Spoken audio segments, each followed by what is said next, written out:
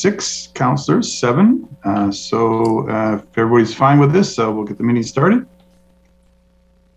So good afternoon, everyone, and welcome to the January 24th Governance and Priorities Committee meeting. I'd like first to recognize that we're hosted on the traditional territory of the Untitled First Nation, and our clerk today is Ms. Sheila Gurry. Today's Governance and Priorities Committee meeting will be held in accordance with the Community Charter and Council Procedure Bylaw 2018 number 7272. As the province is now in phase 3 of the reopening plan, this meeting is being conducted electronically. However, a question period has been reinstated for those in attendance for agenda items only. The question period sign-up sheet is in the boardroom, service, and resource center.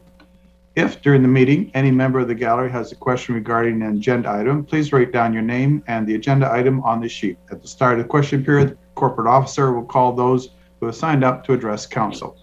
First item on the agenda is an introduction of late items, of which we have one. Yes, thank you, Chair. For late items for today's meeting, agenda item 6E1, we're adding the PowerPoint presentation titled Reimagine Nanaimo, Emerging Directions Review. And that's it, Chair.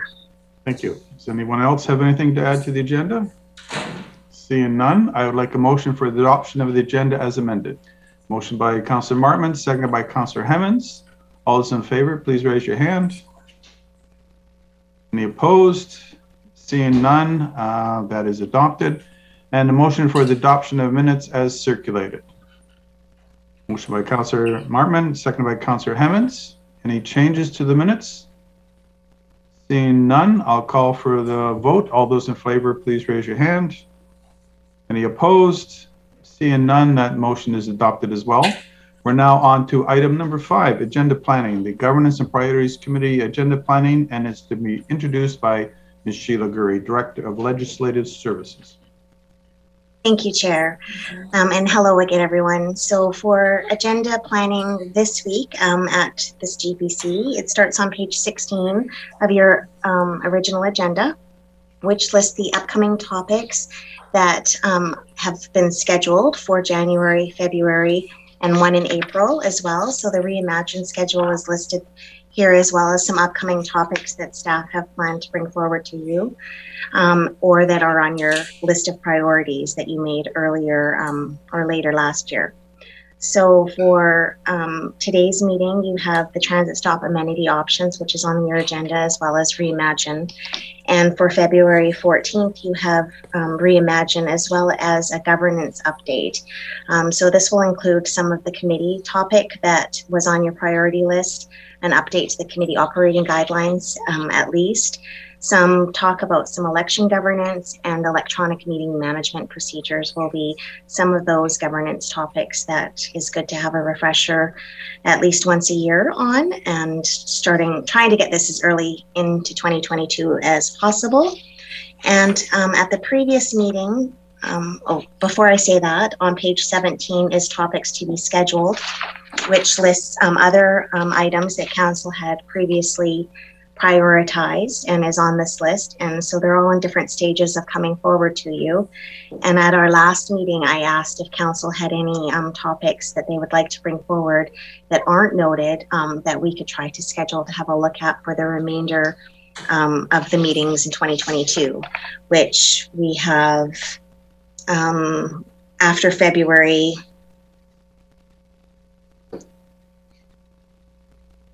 We have 9 meetings before the election, and we have bookmarked the GPC dates after the election to possibly hold for some orientation and planning matters after the election in October. So there's 9 meetings after the February meeting for you to consider topics, as well as those that you've already identified. So I'm just wondering if any members of the committee have anything that they would like to bring forward. Anything?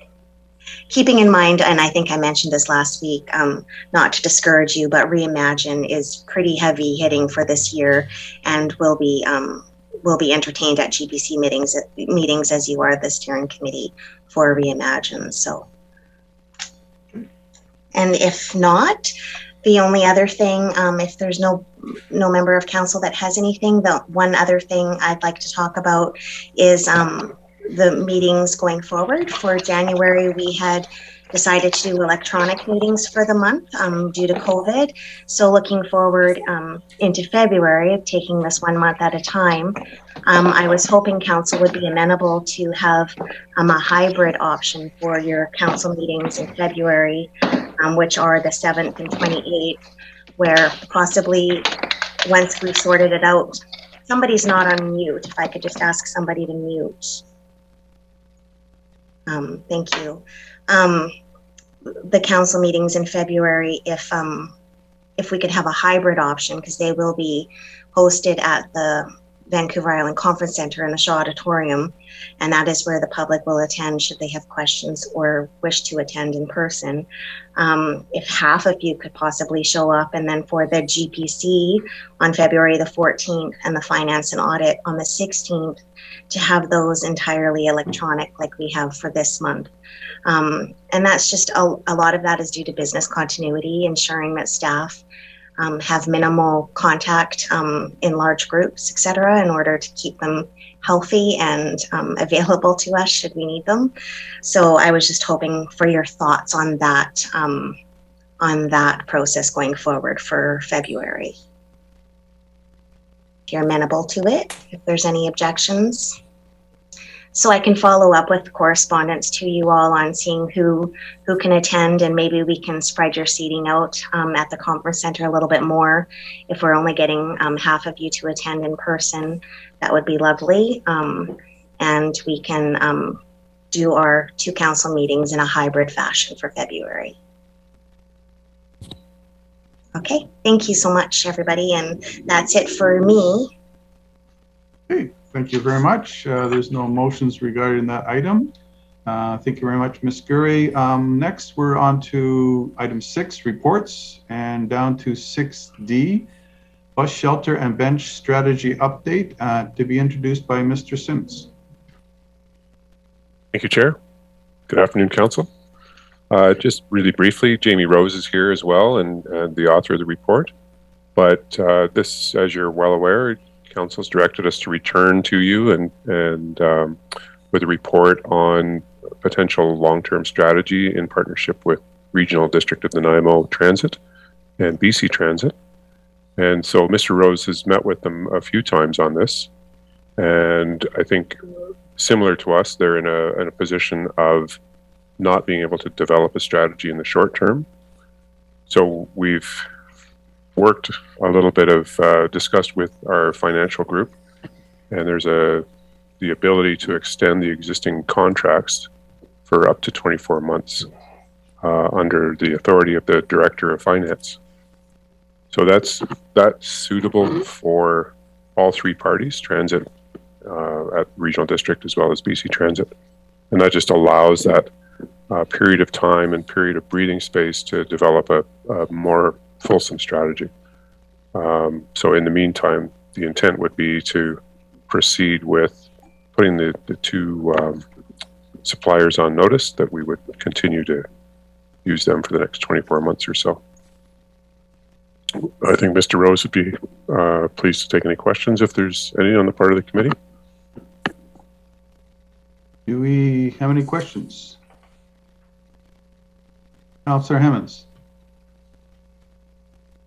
Thank you, Chair. Through you to Mr. Sims. Mr. Sims, is it just working with the province that requires us to use the monarch structures? And I guess the next question would be that if the city and the RDN partnered on a program, would we be required to use those structures at that cost? I'll ask Mr. Rose to respond directly to that one, working in his lovely home office. Yeah. Pardon my tenuous backdrop. So through the chair, the requirement to use the monarch structures is if we want to be eligible for provincial grant funding. If we choose to pursue a different supplier, that is an option, but I don't believe that, or I believe that restricts our access to any additional or supplemental funding. Any further questions? Councillor Hemmons? Councillor Turley. you, Chair. I just wanted a clarification on the adopting a city RDN run program and the requirement for additional operational resources. It indicates that approximately 125,000 annually to inspect and maintain the current number of assets. So I'm assuming it costs about 12,500 annually for each bus stop. Is that correct? To be honest, the number was generated based on all of the shelters and benches. So that's assuming that each structure, each asset would be reviewed and inspected at least once a month. So that's the staff time to attend the site, review it, ensure that it's operational, ensure it's clean, and doing exactly what we expect. So afraid I can't answer your explicit question, but that was the mechanism to derive that number. Okay. And in comparison with the Monarch contract, we just pay per year and they're responsible for maintaining? Is that, do I understand? So the two existing contracts are through, they're actually through two independent advertising companies. And so we actually don't pay anything.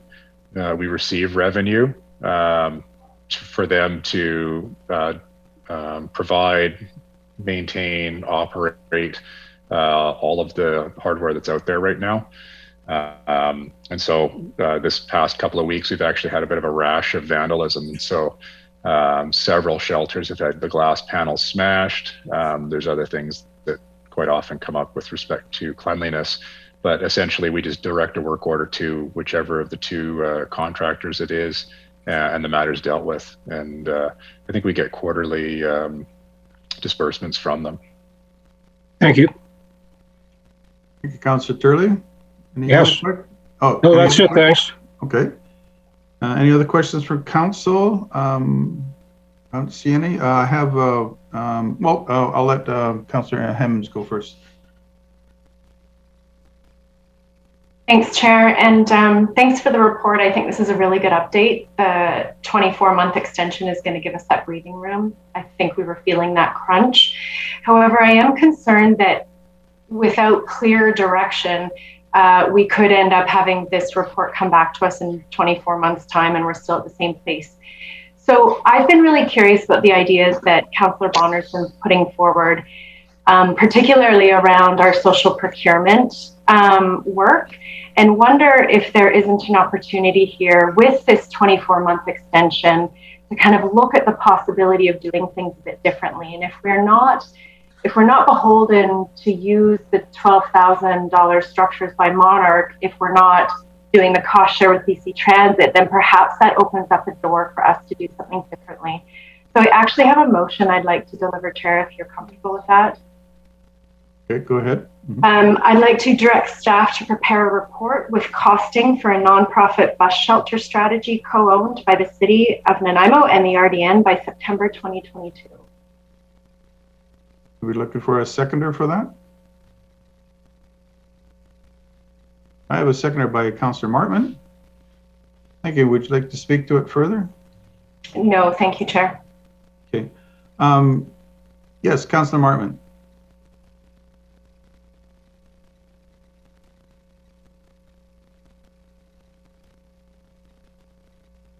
Thank you. Through you, the only thing I'm hesitant is the date of September 2022.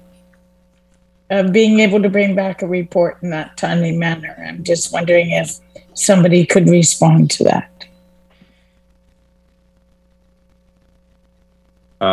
Through the chair, I think that, to be honest, I think I would need to sort of digest the motion a little bit more thoroughly. I think that one of the challenges that is a big unknown for us at this point in time is what possible vendors are available to market. And so I think that what we would need to do in order to be able to answer that question is take a bit of an intermediary step and try and find a way to get that answer. One of the, I suppose, one of the extreme concerns would be that there's nobody in Nanaimo who has the ability or interest. So I think the timing could be a little bit challenging to go through all of that through summer months, and if that's the desired date, then. So I'm wondering if Councillor Hemmons is, I like the motion and I would like a report back. I just didn't want to narrow it in that far. If we could just leave it up to staff to bring us a report back. I suppose, and hopefully I'm not asking out of line, but could that possibly be something that's incorporated into the business plan that we're anticipating bringing back as part of the 2023 process? Yeah. Through you, Chair, to Councillor Hemmons. I'm actually not sure. I'm sorry, I don't have an answer for that. And I would be happy to extend the timeline. I just picked a date that was prior to the 24 months, but isn't going to let this issue languish. I also think as City of Nanaimo councillors, we do have the ability at the RDN table, if we're hearing that staff resources are an issue, we have the ability to work with our colleagues there to match any sort of efforts that are happening at the city with those of the RDN. Thanks, Chair. Thanks. Thank you, Councillor Hemmons. Your Worship, Mr. Krog. Thank you very much, Chair, and through you to Councillor Hemmons. I just want to be clear on what we're talking about. She talks about a non-profit entity to manage this. Does that mean, for instance, so we put up a bunch of shelters, but we don't actually sell advertising ourselves with a view to making money and helping pay for them or their maintenance? What's the... I need a further explanation before I'm prepared to consider voting on this motion as to exactly what is being proposed, as opposed to just asking for a general report, particularly in light of Mr. Rose's comments around the potential of a business plan, etc. Thank you, Councillor Turley. Sorry, Tyler. Councillor Brown. There we are. Thanks, Chair. I too am trying to figure out the intention here. If it's, the not-for-profit bit is throwing me off too. If it's looking for a new innovative approach, utilizing our social procurement framework, and maybe suspending this idea of tying ourselves to BC Transit funding and figuring out how we do it ourselves and do it better, I'm all for that. It's just this not-for-profit thing that I'm not quite understanding, so I do need a little more illumination on that before I feel comfortable voting. So if that's possible, I would appreciate it. And Councillor Hemmons, and then I have probably some comments as well. Yeah, thanks, Chair, and apologies for the vague language there. What I'm trying to get at is that it's exactly how Tyler framed it. When we're working with the province, we're tied to using their contractors and their design guidelines, et cetera, et cetera. We have this initiative going on around social procurement, and I'm just going to throw it out there. But for example, the VIU carpentry students build something like 4 homes a year in Nanaimo working with developers. Is there an opportunity for us collaboratively to look at something like that, a partnership with VIU, et cetera, to reduce the cost that we're paying for these resources, make it community owned, and then, yeah, sorry, that's it, community owned. Ms. Curry? Thank you, Chair. Just in a suggestion possibly to the time frame, as Mr. Rose had mentioned, the business plans and a business case for this model could be incorporated into the business case that they are already planning to do, and that's not far off from September 2022. We usually do our business cases and business plans October-ish. So if it was amenable to have, we could probably stick with the motion as is and not amend it, but maybe even report back in September that it's being incorporated into the business case as one of the options. Thank you for that. I'm gonna just pop in here. I think the concept here was that over the next 4 years, if everything goes well, the City of Nanaimo will be receiving close to $65,000 additional bus hours. That means more routes and the idea is that more people using those routes. So it's going to be incumbent upon us to provide shelters for people who are doing end of trips to be able to get on and off the bus and stay dry and warm during our wet and cold seasons. That's the concept behind here. And I just believe that if we look locally to companies and or agencies to help provide this service, we may very well be able to not only build bus shelters for much cheaper than what it would cost us if we went to the province way, but also build a lot more. And so to that end, I did a bit of research here locally. There are companies that are more than willing to build bus shelter frames. There are all of the glass that gets replaced in the bus shelters, it's provided by a local company, so they'd be more than willing to provide more glass for more bus shelters. I think it's just that if we have a fair amount of buying power available to us, and we are looking at social procurement as a way to do that, why not look to find ways to build something instead of just trying to grab it off the shelf, but actually build something, and that could include nonprofit agencies doing the installation, or it could include workers at Park and Rec doing the installations. I just think that there's an opportunity here with the amount of buying power that we have to produce a product locally that would very much benefit us and be done at a much cheaper rate. That was the concept behind it. And I noticed that Councillor Brown has a question now. Go to Councillor Gusselbach first and Councillor Brown. Great, thank you. Just to get some clarity on where everything's at. So basically, if I'm not correct, regardless of whether we have this strategy or not to have more locally produced and maybe ownership over the bus shelters, we are going to need to extend the current contract by 2 years. Is that correct? The staff? Through the chair, I would say 18 to 24 months is the extension that's required just to bridge us to a more definitive decision. Right now, none of the agencies have capacity or resources to take a step one way or the other. So, yeah, that's where we're at on that.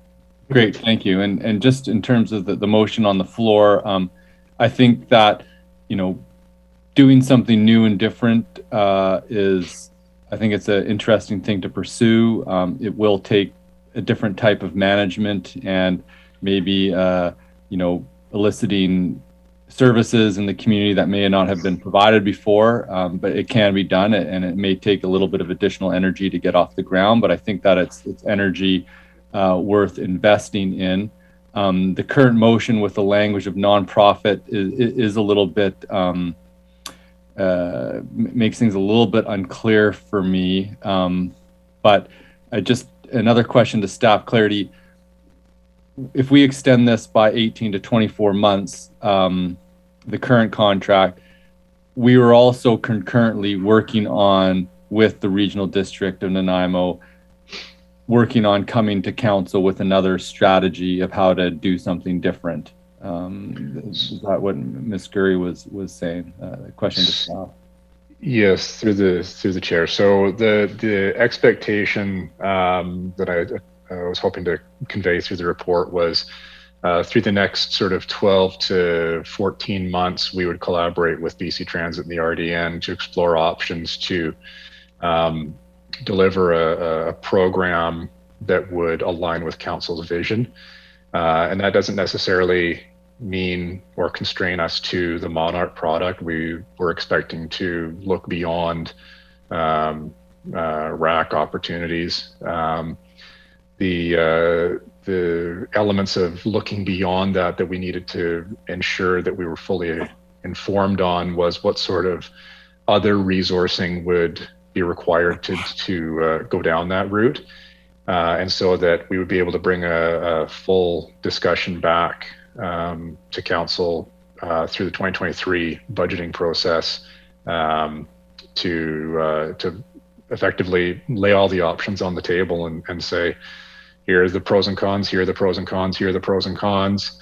and really be able to make an informed decision on what achieves the visions set out. And so I think it's important to also understand that a decision on that timeline does carry with it some lag to seeing the materials on the ground, because part of the process, establishing resources, staffing, funding, et cetera, is one component of it, but actually putting the elements on the ground does require some fairly deliberate thought and synchronizing with other agencies to make sure that we're not left at a really inopportune time without benches or without shelters for the community. So. Okay, great. Thank you. Just to finish, yeah, I mean, I hope, at the end of this discussion, whether this motion is modified a little bit, that, we can, as a council, provide really clear direction of what that report and strategy would look like, when it comes back to us next, using our social procurement principles and trying to figure out a way that we could maybe create something within the community that can meet our bus shelter needs. Thank you. Thank you, Councillor Gesselbach. I have Councillor Brown and Thorpe next, but Mr. Sims put his hand up, so maybe you could pop in. Mr. Sims. Sure. Just briefly, I think we're hearing what Council's saying. We heard what Council said at the last discussion in November, and I think the original approach was sort of the status quo. This is how we've done things. That was to include revenue from advertising to offset the cost of owning and maintaining, et cetera. And I think it was clear, as it says in the report, that that's not council's core driver. We don't need the money for the advertising, and indeed we've checked in with our sponsorship guru, who is pretty emphatic about there's not a lot of value in taking on bus shelter advertising ourselves, which is why we've left it to a third-party resource.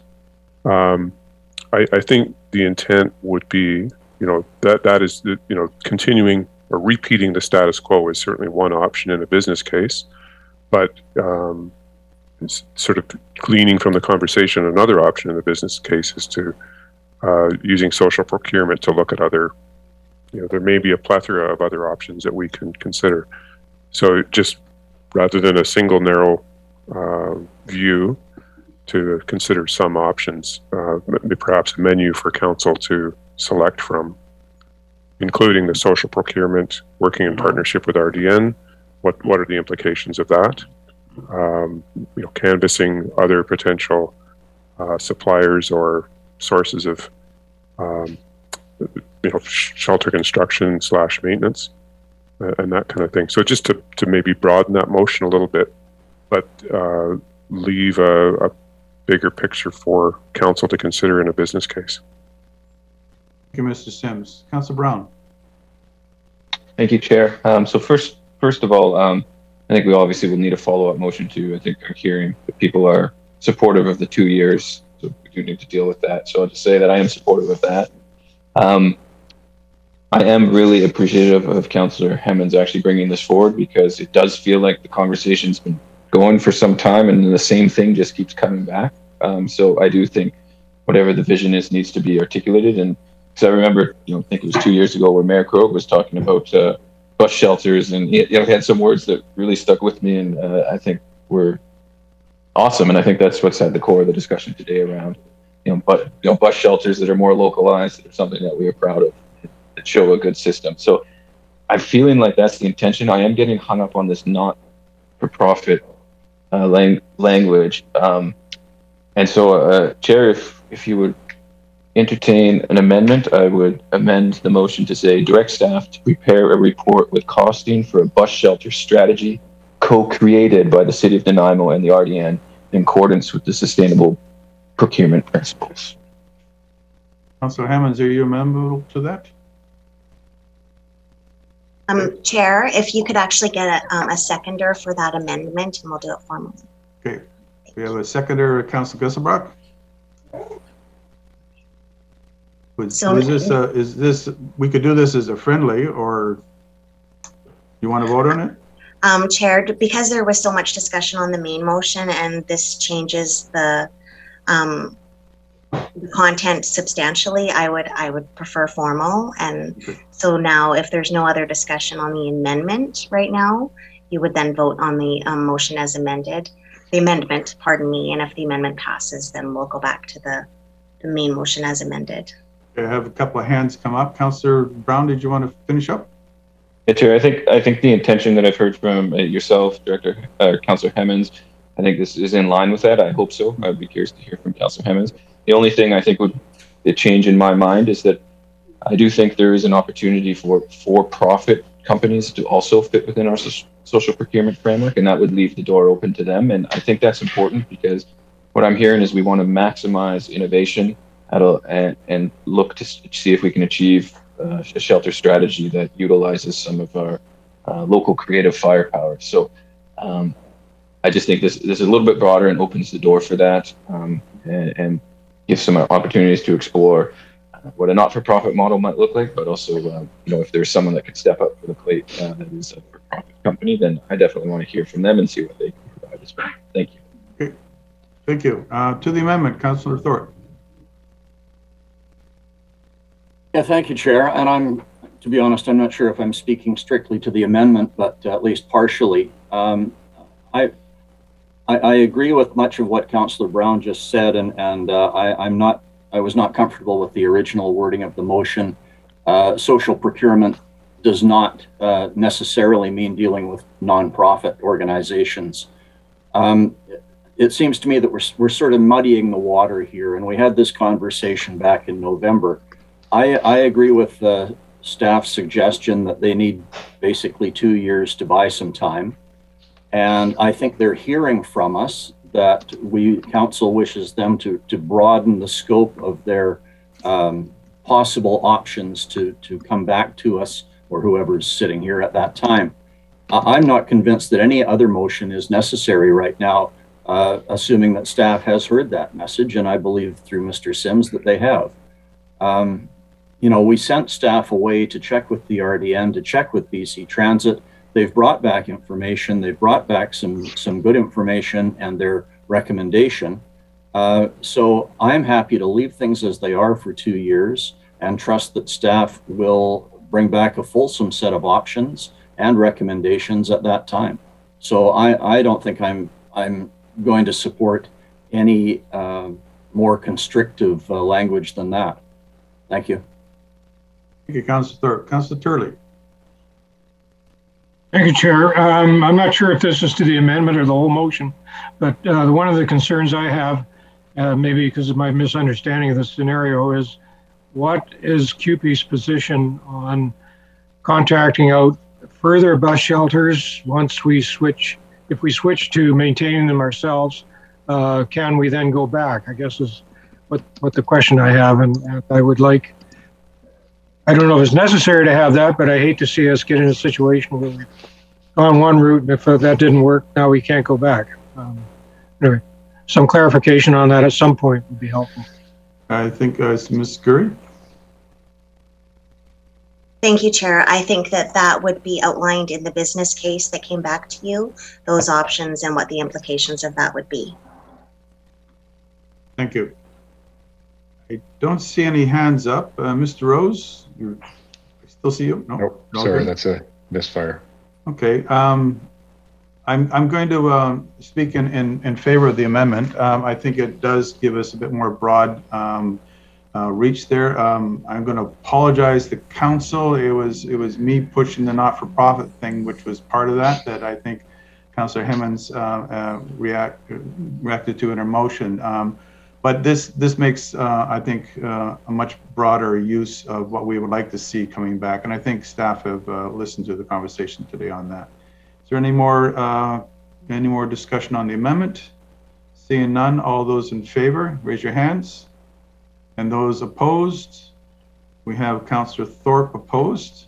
Thank you very much. That's passed. And now back to the amendment as done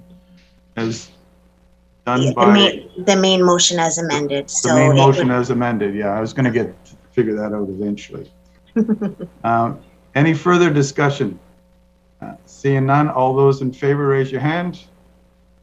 And those opposed? And, oh, sorry, Councillor Brown, you raised your hand?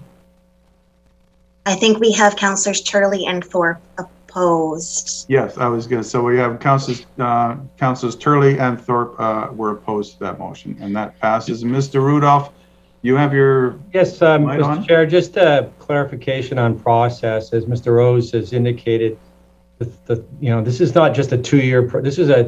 This is getting us to a place where we know exactly where we're at. And we're implementing a plan in 2 years. It's not a 2-year deferral.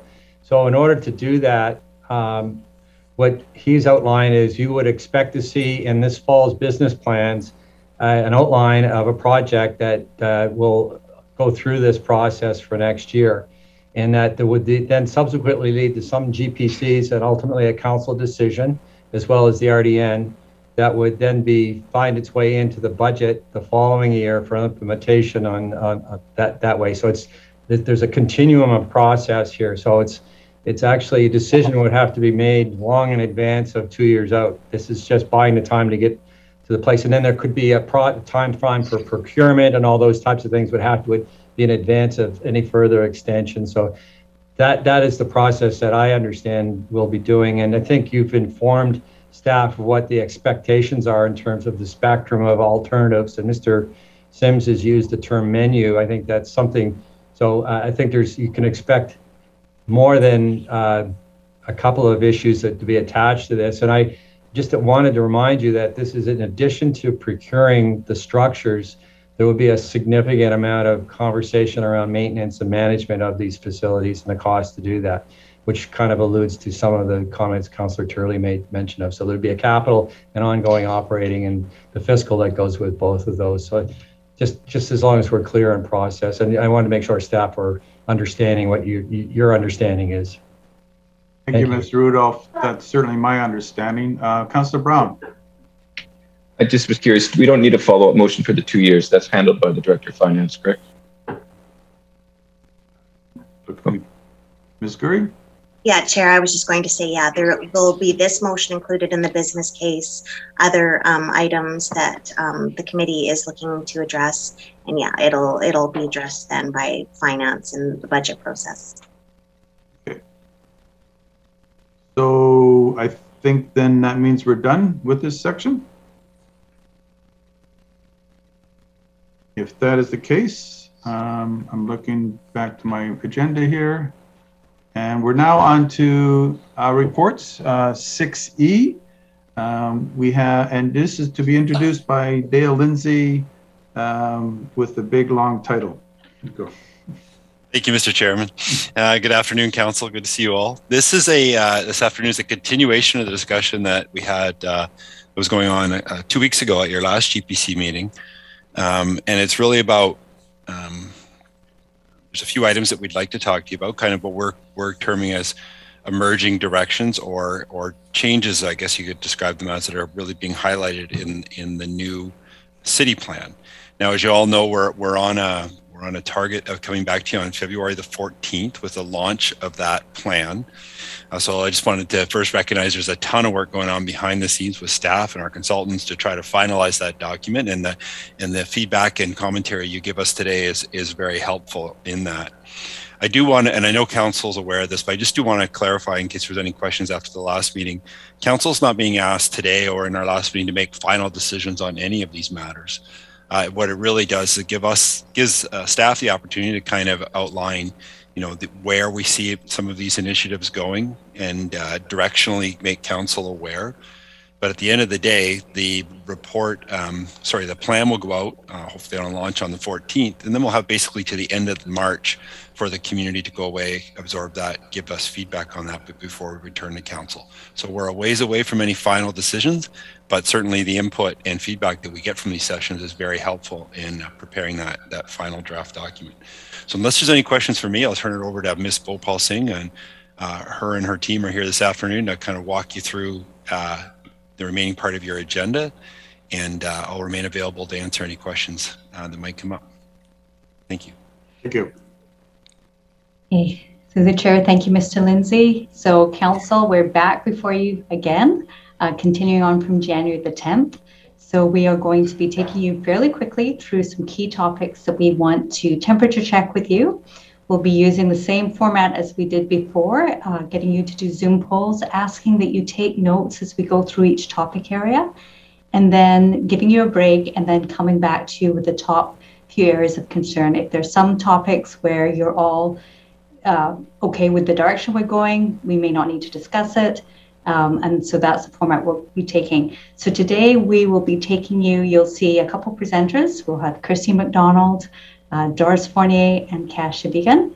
And we'll be going through, you'll see on your agenda, neighborhood plans, infrastructure, community wellness, a big shift in how we are integrating the Parks, Recreation, and Culture Plan to be part of our city plan, touching on truth and reconciliation and where we're at with that, island highway character, large format retail and standalone, and those will be our topics. And you'll see that we have, we will be giving you a stretch break while we take the poll results, and then having some good discussion with you. So thank you very much. It was really helpful the last session, and I will be handing it over to Kirsty to take us away. And just a reminder that some of you, should we have any technical difficulties with the Zoom poll, we will go to a traditional method. So just warning you that sometimes the technology works for us and sometimes it doesn't. So, okay, so over I'm already to seeing Ms. that. McDonald. Sorry, Hi, I'm just going to Kasia. make sure we're sharing the right screen here. Apologies, everybody. All right. Just trying to see what Lisa's seeing. Okay, so there we go. Oh, you're seeing the one with the notes. Is that right? Yes, that's right. So we just need the presentation slide, Kasia. Okay, hold on. I need to figure out how to do that. Apologies, everybody. Thank you for your patience. I did threaten Mr. Lindsay that he would have to do icebreaker jokes for us during this time. Lisa, I'm hoping you can maybe remind me how we change our screens from 1 to 2. Okay. Okay, so what you... Oh, hold on. Apologies. 1 second. I think I remember. Success. Success. Thank you, Kasia. Okay, wonderful. So we have Ms. McDonald queued up for neighborhood plans conversation. And this, as you'll recall, you've had different discussions around this. And this is basically going to tell you how we're seeing an approach to working our neighborhood plans into the integrated city plan. So Ms. McDonald, are you ready to go? I am. So I'm going to start by walking us through some updated approaches for neighborhood planning. And currently in the official community plan, we have 7 neighborhood plans. And over the years, they've been a bit of a challenge in some cases to prepare. They take about 2 years in totality from start to finish to complete. And we're finding that many of the plans actually have some repetition in them and even some discrepancies, and they may or may not reflect the broader population in their desired directions. So one of the new approaches that is under consideration is to integrate key policies from the neighborhood plans into city plan. So rather than having the 7 neighborhood plans as a portion of the adopted bylaw, as they have been in the OCP, almost slotted in as separate chapters in the official community plan, we're actually hoping to pull out universal policies that are in all plans and bring them as corporate policies throughout the whole city. And we'll be talking more about that in a future slide. However, in addition, the existing 7 neighborhood plans will still be maintained as guidelines, and they will sit outside the adopted city plan, so they won't be part of the bylaw, but the main important elements from each plan will be part of the bylaw. It's just that the background and all the process and some of the details may be in a standalone secondary document. And also the actions that have been identified in each of those neighborhood plans will be part of our integrated action plan, and will potentially have more of they'll have teeth across integrated departments by sitting in the action plans.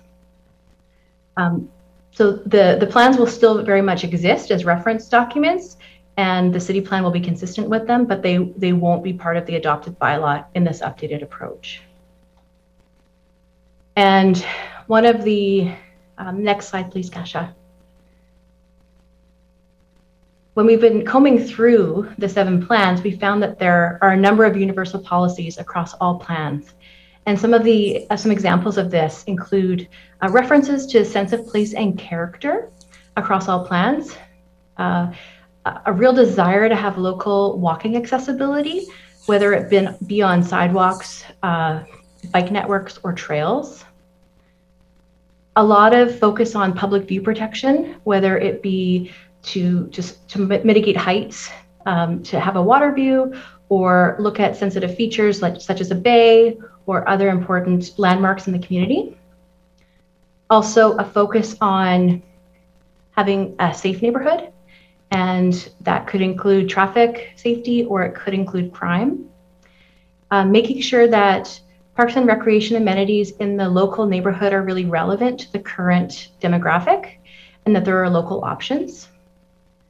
A desire for local gateways, a focus on sustainability and environmental protection, having a diversity of housing, and also making sure that there's an ongoing commitment from the city to engage with the neighborhood and to continue conversations even after the plan is developed.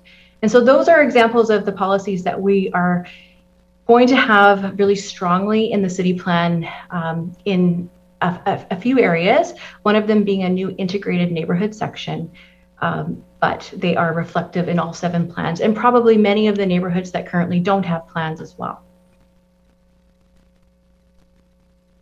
Next slide, please, Kasha, thank you. So one of the new approaches is having a chapter called City Growth, and in it is integrated a section on integrated neighborhoods. And as you can see in this graphic, it shows that there's really a diversity of housing types. There's also a lot of local amenities with a focus on some kind of a central core, whether that be a school or an institution where there's integrated services, integrated amenities, and at a really fine-grained level, there's lots of options to move around the community through trails, transit, and road network. And the open space network and those central community facilities are really a key part of the neighborhood. And we'll talk more about the idea of a local hubs concept in a future slide, but that is one of the updated approaches and key focus areas as well. This is just a vignette to show an ideal neighborhood. Of course, we're working with an existing fabric of a city neighborhood, but the concept of having all of these diverse elements in the community is something that we've been hearing from all neighborhood groups, and that we know from a city planning point of view is a really key part of a healthy community. So I won't get into detail with this next slide, but this is just an example of how each plan, each of those 7 neighborhood plans has policies that potentially can be redundant, referring to local accessibility and active transportation. And in the next slide, you'll see that in the in the integrated neighborhood section, again, there'll be many policies and graphics that highlight the importance of having this integration at many levels throughout the community so that people can safely move around their neighborhood, whether it be by foot, bike, car, or transit. And then at another level through the draft city plan, we have a chapter called Connected, and there'll be other really detailed policies that sit in that Connected chapter that go through examples of how we can acquire and build trails, how we can have safe routes to school. And in the center in the orange are some examples of what some of those draft policies are shaping up like at the moment. So you can see that at the neighborhood level, we've got the general policies, and then at the chapter level with Connected, there's a lot of reinforcing policies that look at the details. And then another example in the next slide focuses on integrated parks and having relevant local parks and recreation amenities. And again, you can see across all 7 plans, Each of them talks about how that's important to the community. And we're looking at these and trying to come up with a refined statement that's universal for all of them, which will be included in the integrated neighborhood section at a high level. And there'll be policies and graphics that reinforce that at a local level, as well as in our chapter of, in our detailed chapters in the city plan, we have a chapter called A Healthy Nanaimo and Empowered Nanaimo. And both of them will reflect some of the draft policies that you see in the orange. And they'll start looking at the details of how that can be really relevant to a neighborhood, whether it be through integrating amenities, again, at school hubs through different partnerships, having elementary schools also integrate daycares and working with partners to help achieve that, having local level recreation programming where we can maybe have some of our services that have typically been at community centers also offered through different local level schools or other partnership facilities, having more joint use recreation spaces, and just continuing to keep the sense of place in each neighborhood.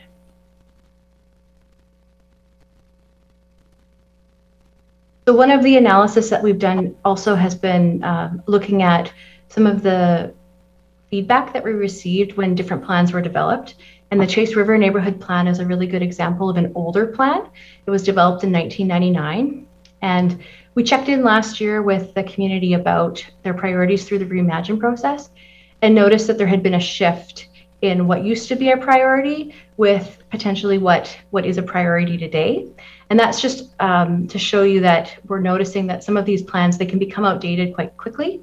And with this new updated approach, we can actually check in with neighborhoods more often and make sure that our action plans and what we're working on is current with what the neighborhoods need.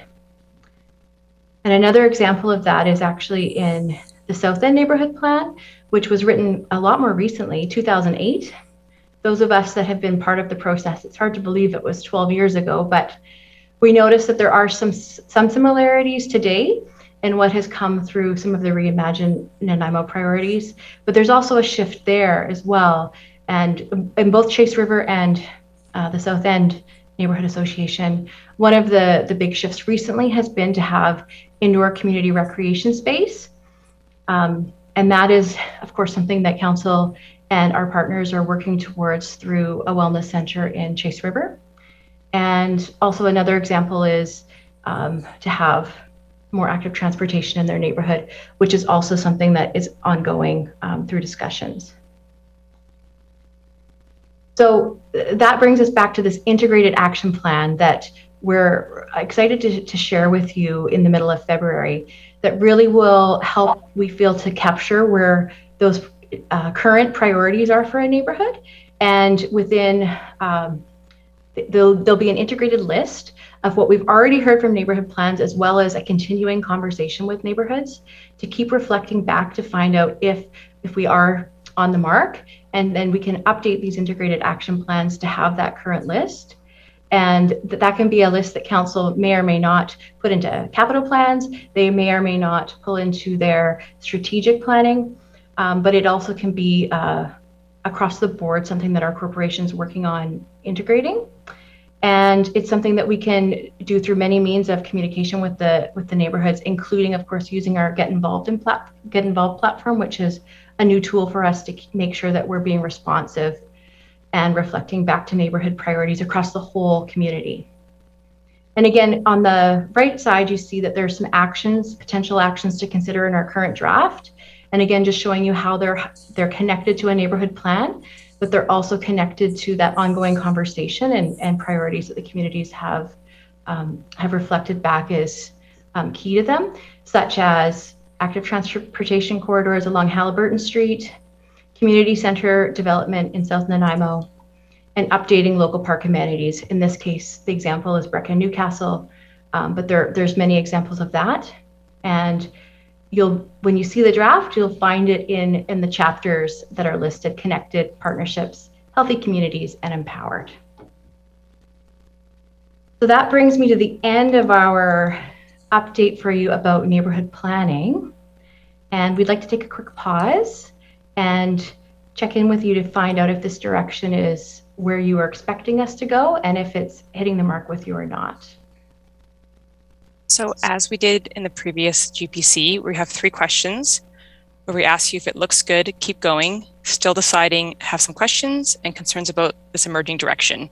So I'll launch the poll right now, and please also take the time to write down any questions you might have, as we're going to go through quite a bit of content, so just to not lose your thoughts and ideas on what Kirsty just spoke to.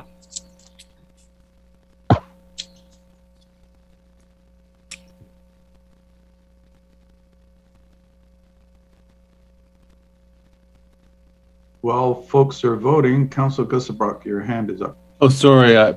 Questions after poll. Is that what I'm understanding? We're hoping that we can keep the questions until the very end group discussion, if possible, as we have quite a bit of content to go through.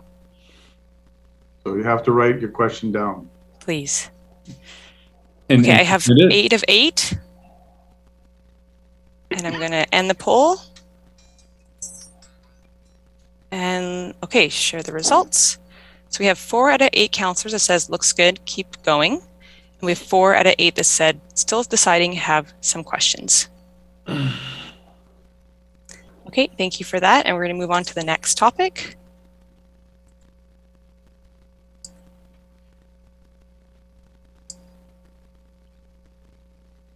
Kirsty, you want to take this away?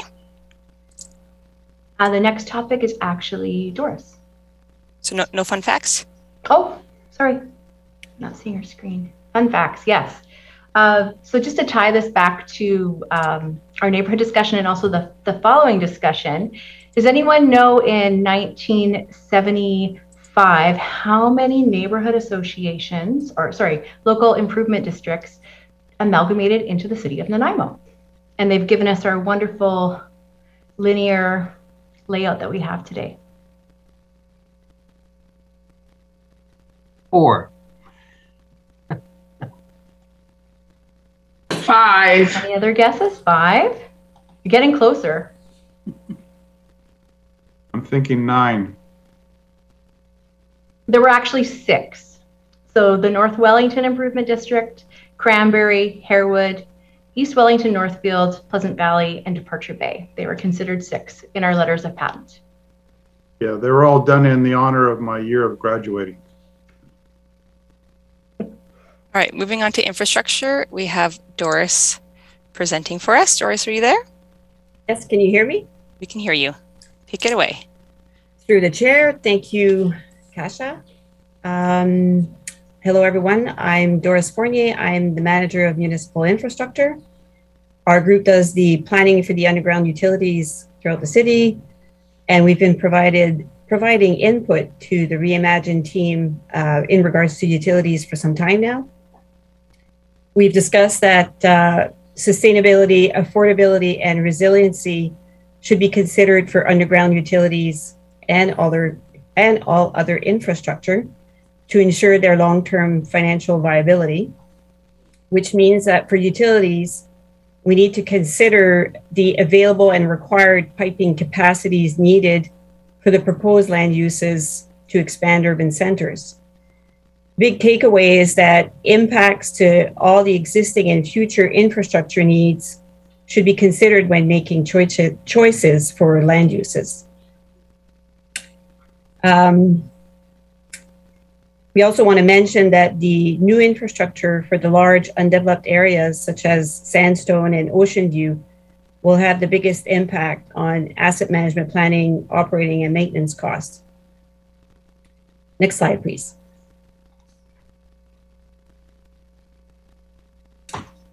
So we recommend that there should be a clear linkage between servicing capacity and growth. We should prioritize utility upgrades in urban centers to be consistent with city plan priorities.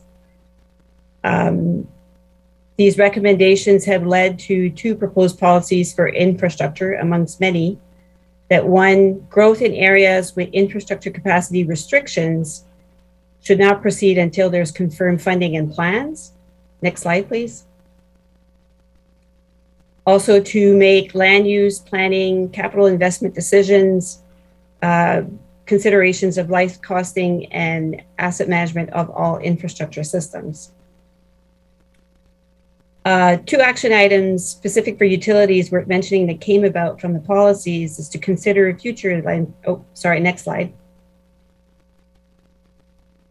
This is this last slide, Doris. Oh. Want me to go back Sorry. one? No, that's the right slide. I just. Okay, no worries.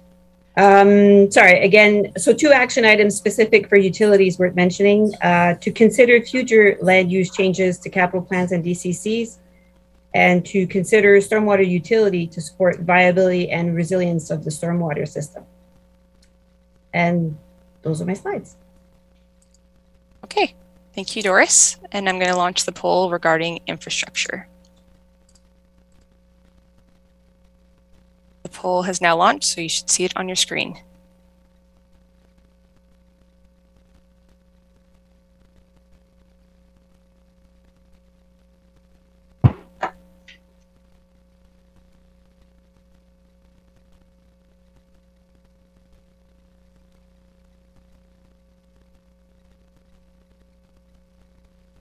I have 7 councillors.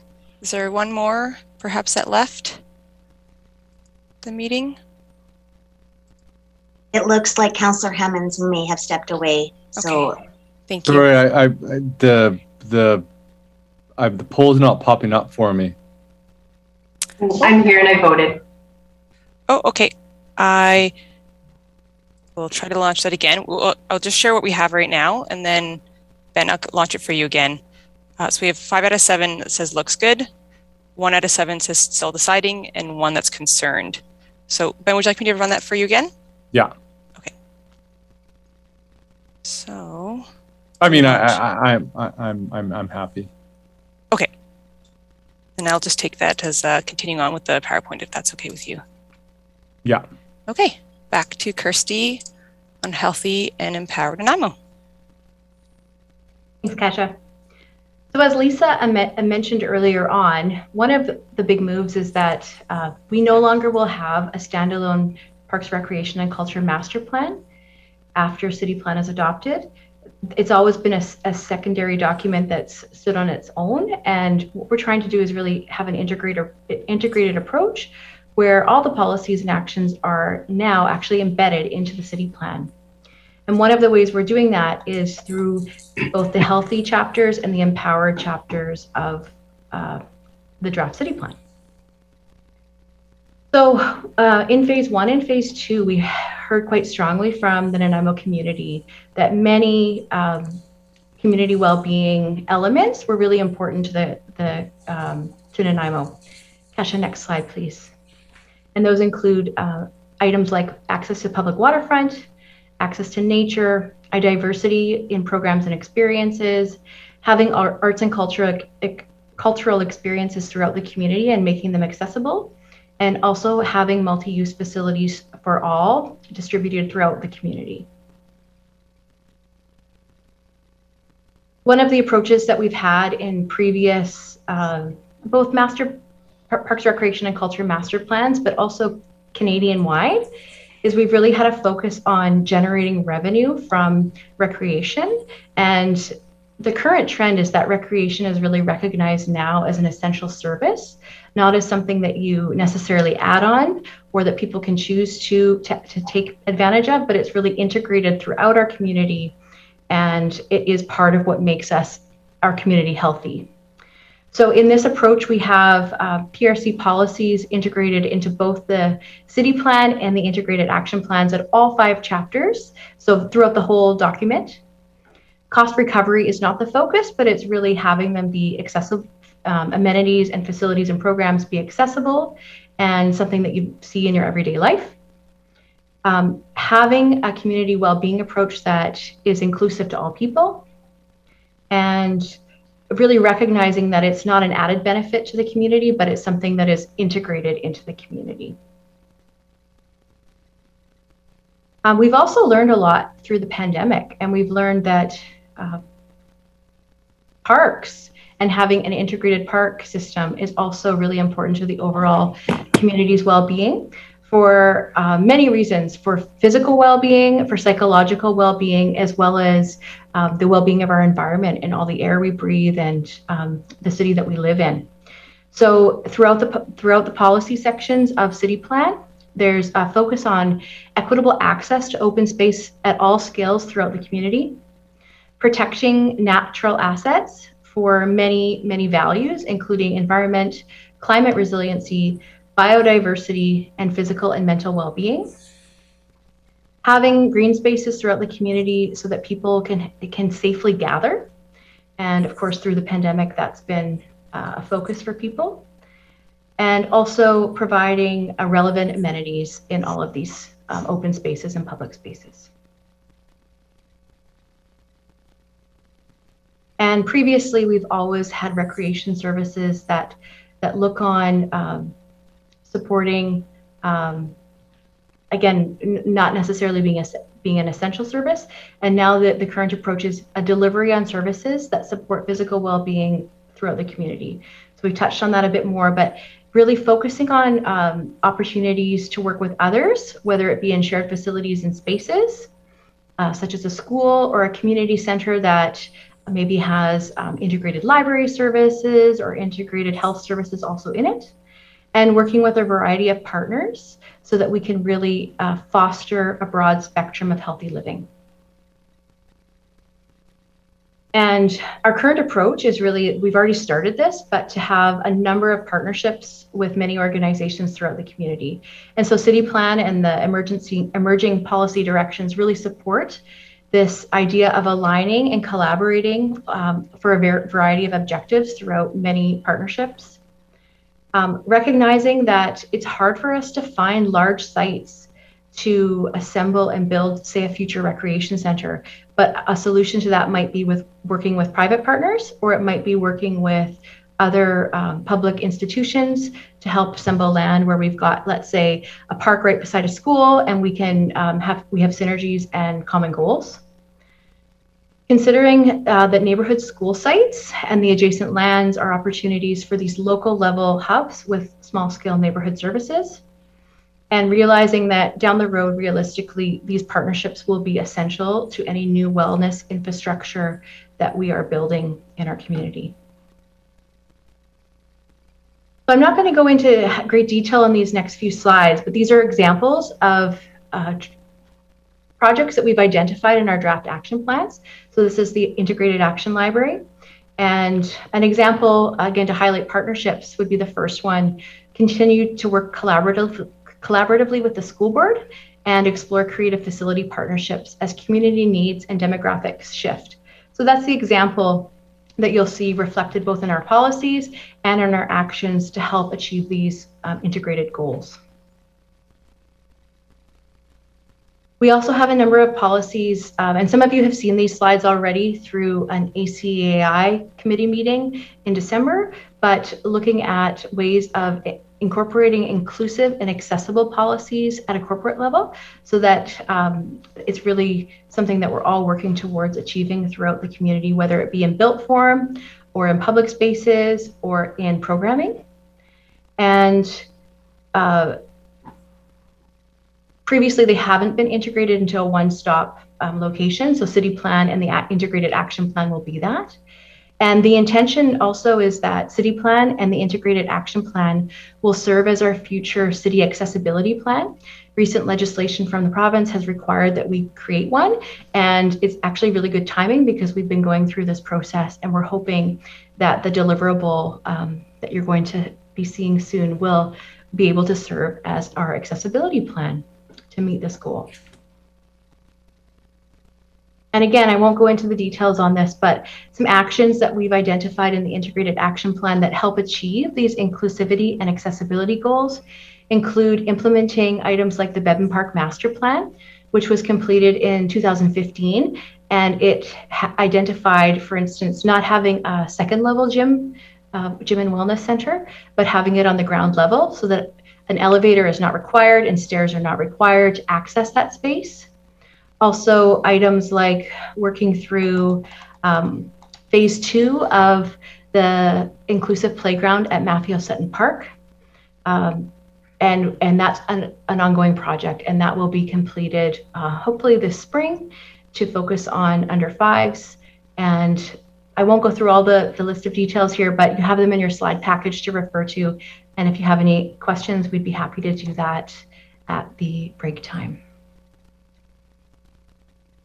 So Kasia, if you're able to, it would be great to launch another poll to check in and just see if this integrated approach to PRC policies, services, and programs has hit the mark for you under a community wellness umbrella.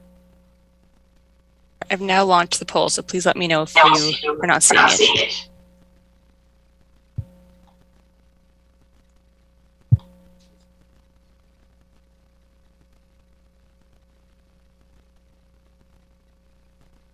While everyone's doing the poll, Councillor Turley, can I get you to mute your thing, please?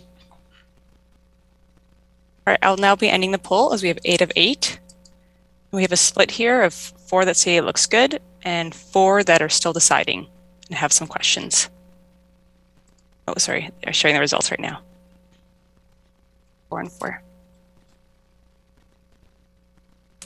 Okay, and I'll pass it over to Kirsty as she has another fun fact.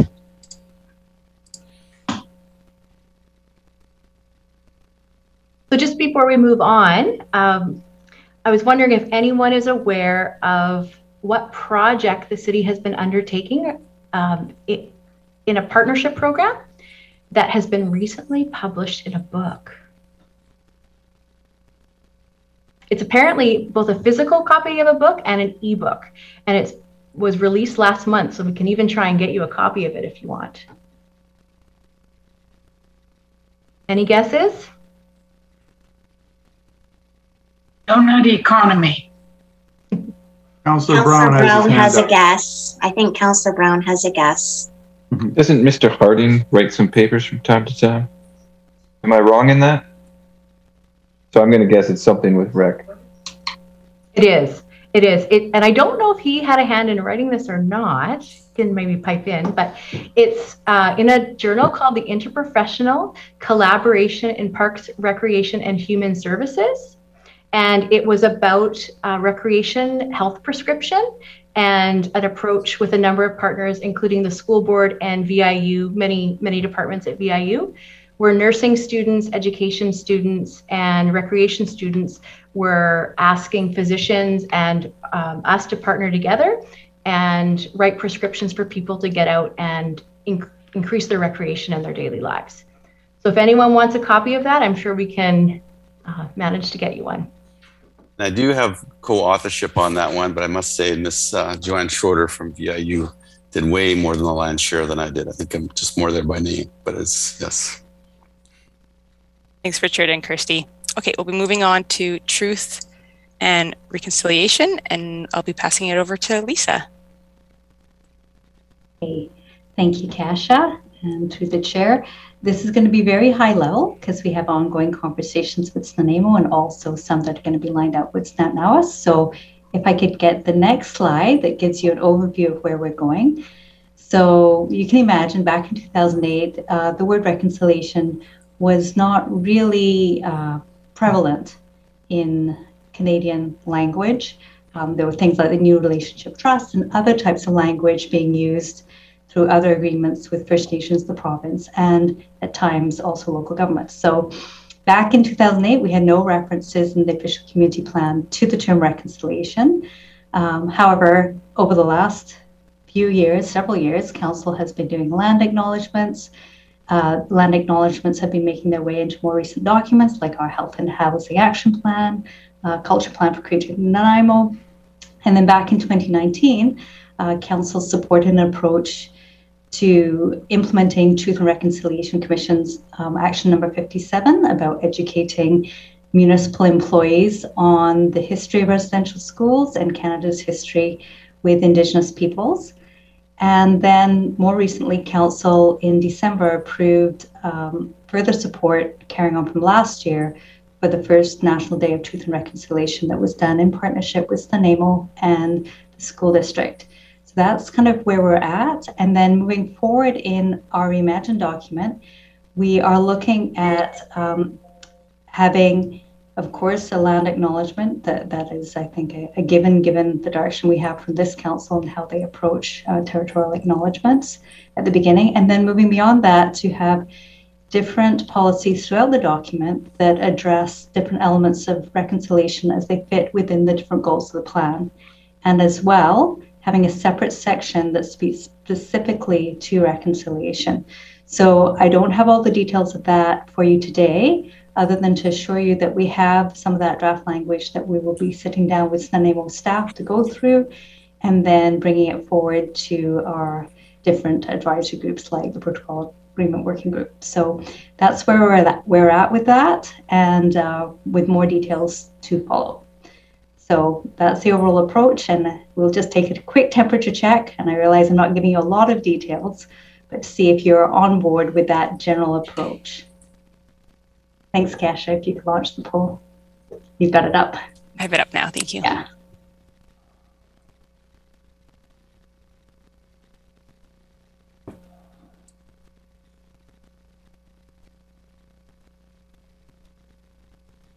All right, I'm going to end the poll, share the results. So we have 6 of 8 that say it looks good, keep going. And we have 2 that have still deciding and have some questions. Thanks, Kasia. Okay, thank you for that. And okay, we'll be moving on to... Over to you. All right, over to me. So these are topics that we did discuss at a previous workshop, but we're just going to provide a bit more detail on the policy direction, as well as providing a few examples. And so in regards to this topic on Island Highway character, the community input indicates that the Island Highway is part of the identity challenges that Nanaimo faces. It is a key corridor for both residents and visitors, but does not support the vision of a vibrant, inviting city. Many comments have been shared about the unattractive appearance and a lack of cleanliness of the Island Highway seems to suggest. So right now the highway is managed by the Ministry of Transportation and Infrastructure, which affects planning for the street. While its history has been as a highway, land use directions and mobility directions also recognize it is a key transit and active transportation corridor and connecting through and between many of our urban centers and corridors where land uses are intended to have a much more urban and pedestrian oriented character. So in some places, it remains a challenge to developing the more urban network envisioned. So the city plan is seeking to incorporate policy that supports an evolution of the highway to a more urban street character where it interfaces with the urban centers and corridor land uses with pedestrian accommodation, enhanced streetscapes, and regular maintenance. So in addition, part of the character challenge is where the industrial lands are visible from the corridor, often with storage or unattractive blank features facing the highway. Industrial land use policy is being considered to require a higher standard of treatment for industrial land that are visibly connected to the Island Highway in order to improve the experience of that corridor. So here's some examples of the evolution to a more urban street character. And so common features we're trying to bring forward would include widened sidewalks, separate bike lanes, safe and accessible transit stops, landscaping, and frequent and safe crossings for pedestrians.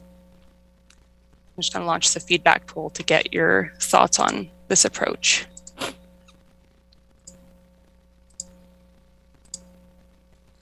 The poll has now been launched.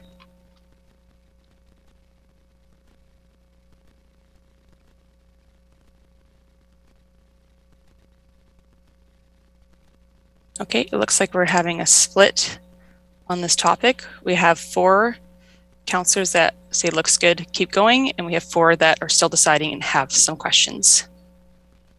All right, thank you for that. So we're going to be moving on to the topic of large format retail accommodation. Okay, so the current OCP supports freestanding commercial, including large box retailers with surface parking in the Woodgrove urban node, the future South Nanaimo urban node, and the commercial center designations. And those examples include Northtown Center, Country Club, So city plan emerging direction are to remove the commercial center designation and shift these to either urban centers or corridors. The intent of these moves is the expectation that future development in these areas will have a more mixed use and complete format rather than a primary commercial focus. So the policy will accommodate for larger format retail in all the urban centers, provided it is consistent with the walk, cycle, and transit-oriented nature envisioned for these areas. In order to achieve this, there will be a shift to no longer supporting large areas of surface parking in the urban centers. To accomplish the move away from accommodating standalone large format retail is a shift on how standalone commercial is accommodated. The current OCP supports standalone commercial in the Woodgrove urban node, future South Nanaimo urban node, and the commercial centers, exactly just like the large format retail. The city plan emerging direction is to place emphasis on integrating the commercial and residential mixed uses in urban centers and corridors. This will provide less opportunity for one-off, smaller scale standalone stores and restaurants that often are what we see accompanying large format centers and occupy the edges of mall parking lots. The emerging direction is also to include language less supportive of drive-through and other car-oriented formats. And so although this is a shift for Nanaimo, this integrated approach has been successful in other communities across the island, BC, and North America. Uptown Mall is an example seen here at the top right-hand corner of your screen. So this is a former mall site that has been undergoing a phased transition towards a more complete center. So including large format retailers like Best Buy, Walmart, and others that have adapted to a more urban format. Other examples seen here include the Home Depot, the Costco, and Starbucks, who have shifted their corporate branding into a mixed use format. And so we want to be clear that the goal is not to discourage large format retail and standalone commercial, but to encourage it to be designed in a way that fits the vision of complete urban centers and balancing a number of objectives of the city plan, including but are not limited to achieving a healthy community and reducing our greenhouse gas emissions. So that wraps up that topic, and so I'll launch the final poll. Okay, the poll has now been launched.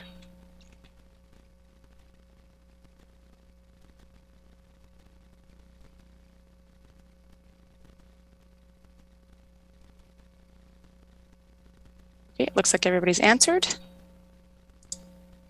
So we have 5 out of 8 that says looks good, keep going, 2 out of 8 that still are deciding, and 1 that is concerned about this emerging direction. Okay, that's that. And Lisa, do you want to take it over? Sure. Well, I get to basically give you a break. What a nice way to take over. So what we're going to do is give you, I think it shouldn't take us more than 5 minutes, 5-minute stretch break while we go through the results. I think it's fairly clear that we've got a good top 3 or 4 to go through, but we just want to get your consensus on that. So stay posted and we will be back with a screen share of the results. So Chair, we'll take 5-minute break, Chair. How about 2:30 on the Sounds note? good. Thank Okay. you.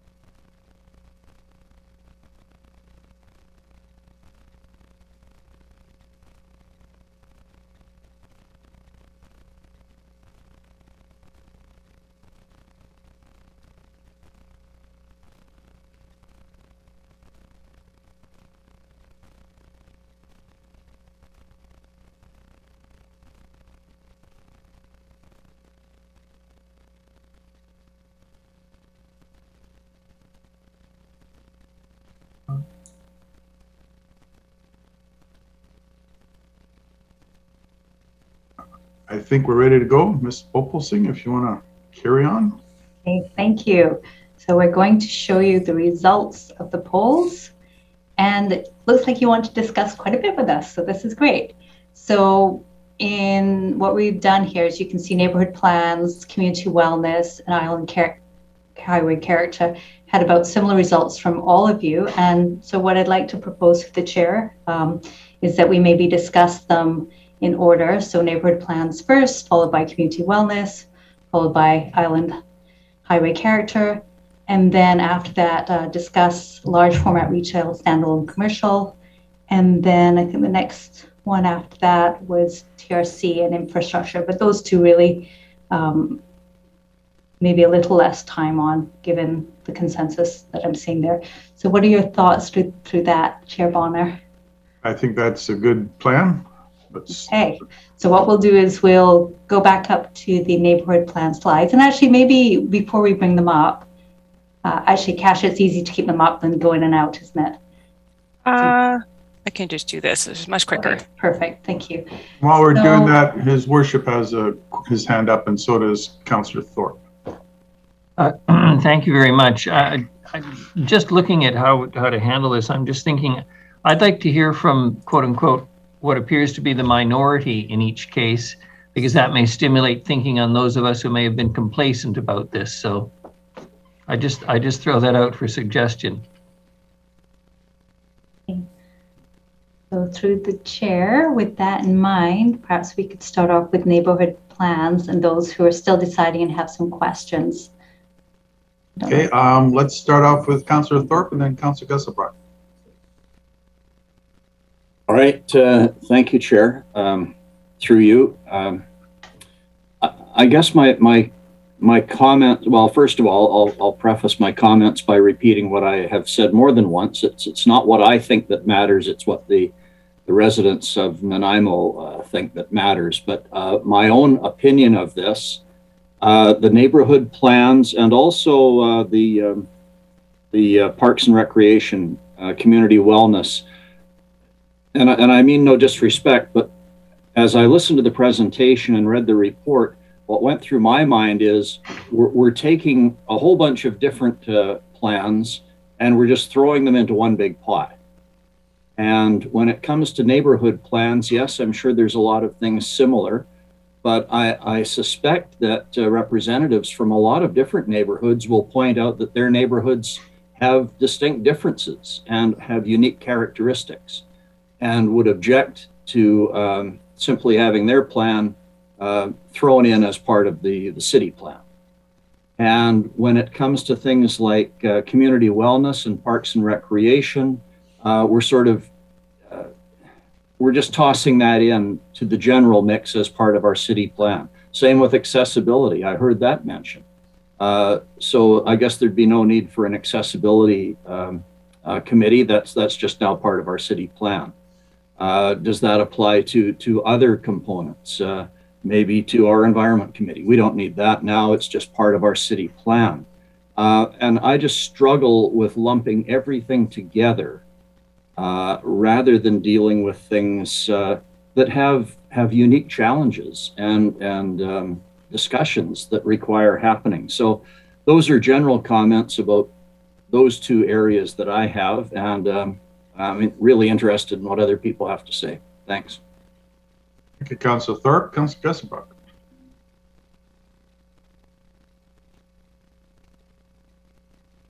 Thanks. With respect to neighborhoods, I think there's a few questions I have just on the approach and concerns that I would say would be somewhat similar to Councillor Thorpe's. Just from my general understanding of the approach, basically, staff went through all the different neighborhood plans, and there is an emerging set of commonalities from all the different plans in terms of what makes up a good neighborhood.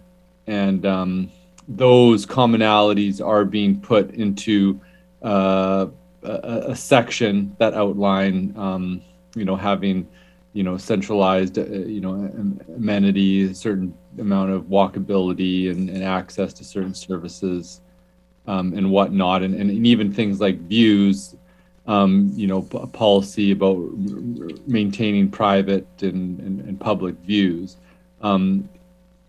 Is that basically the correct depiction of the approach? Through the chair to Councillors Thorpe and Gesselbart, yes. So as Ms. McDonald pointed out, across all neighborhood plans, there's desire for walkable communities, amenities, services within walking distance where feasible, parks, and a whole range of things. And what we've done is gone across all the neighborhood plans.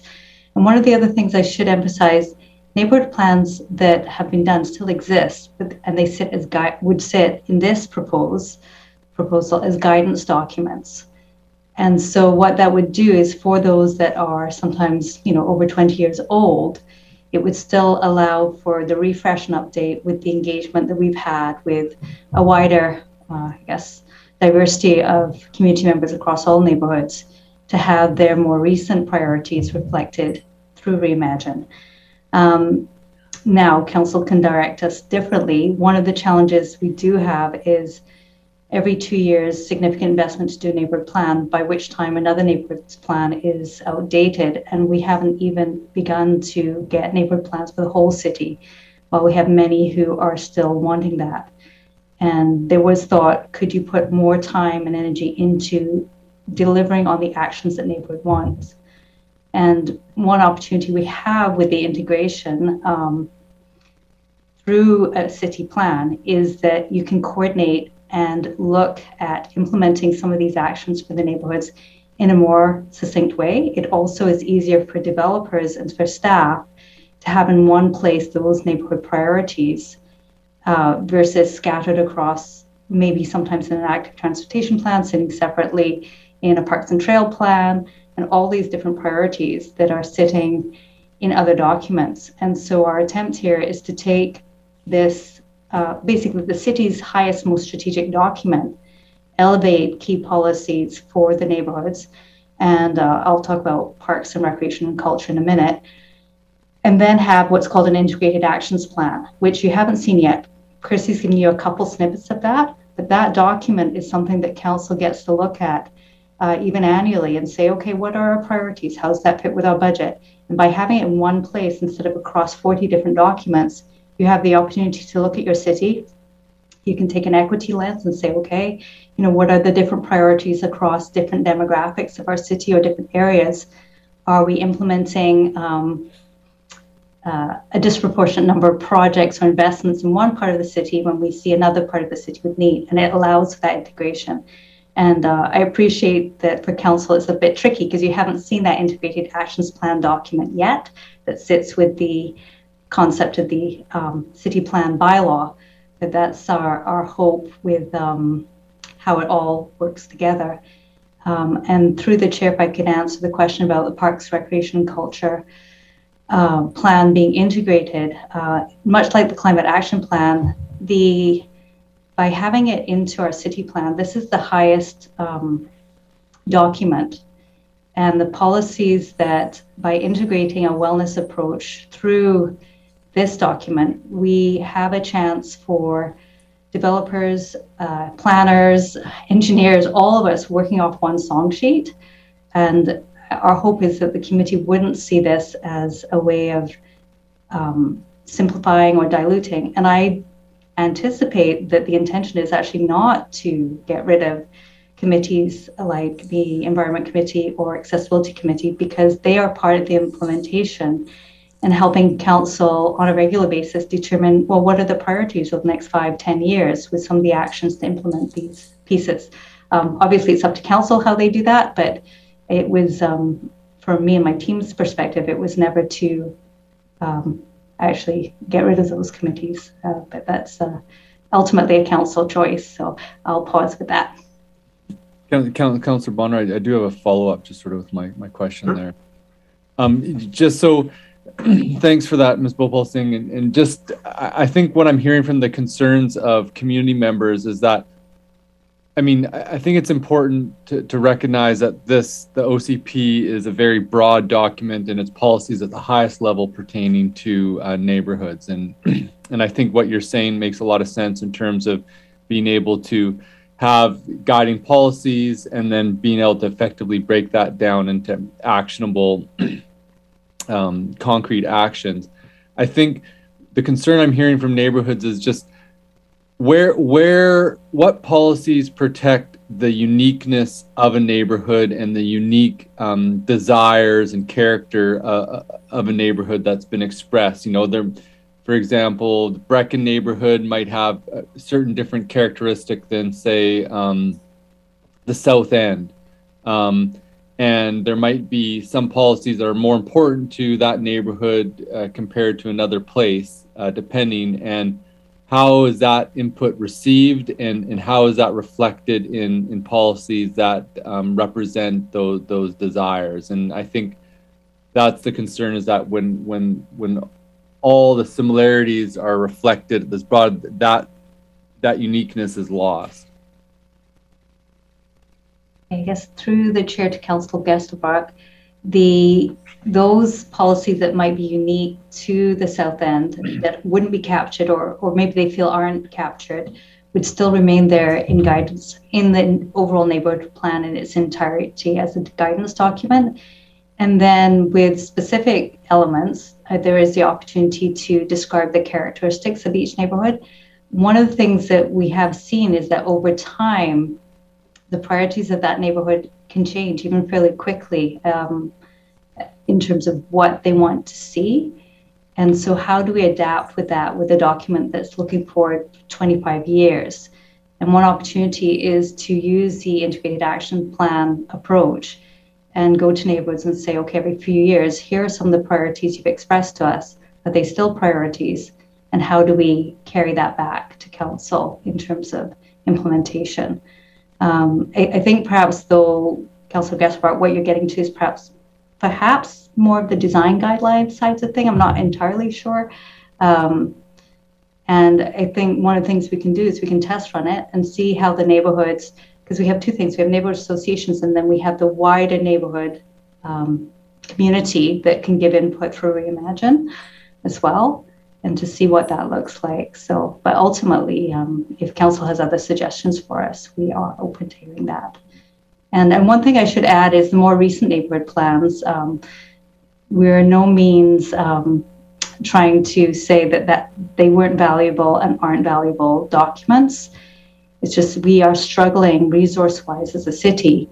Imagine that Reimagine, this process that we're doing in Reimagine, the same amount of time can be spent with one neighborhood while others are just putting their hands up saying, hey, it's been 20, 25 years. When are you going to get back to us? And we're like, we're going to catch up at some point.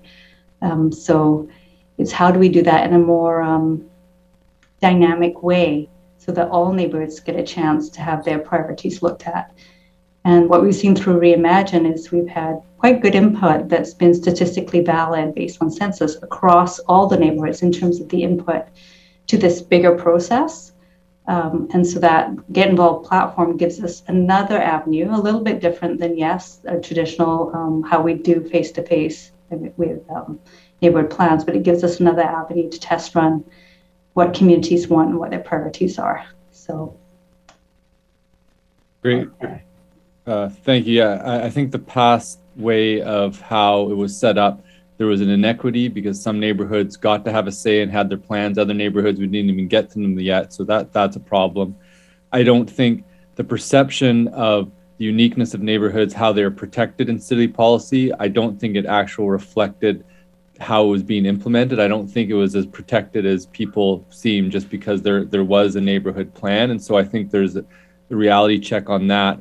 But I think that what we might need to do some work on is how can a neighborhood feel confident and trust that still their voices are going to be heard in the design? And maybe it is around design guidelines, I'm not too sure, but what processes are in place to ensure that that unique voice is being heard in decisions, you know, that do affect their neighborhood and not lost sort of in this larger planning process. And I don't think that we're there yet, but in terms of the OCP, and the effectiveness and how it's applied before, I think that the direction that we're going makes more sense, but there's a gap that exists. Thank you. Councillor Gesterbark, Councillor Turley, you're up next. Thank you, Chair. Through you to Ms. Bopal-Singh. I just, first of all, I like anything that provides some efficiency, so I'm all over that. But the concern, and I think I understand how it's to work, and you can correct me if I have this wrong, but there's a kind of the higher level official city plan, which dictates whatever is necessary citywide. And then the neighborhood plans could then be kind of addendums to the official plan where there's exceptions that are accepted.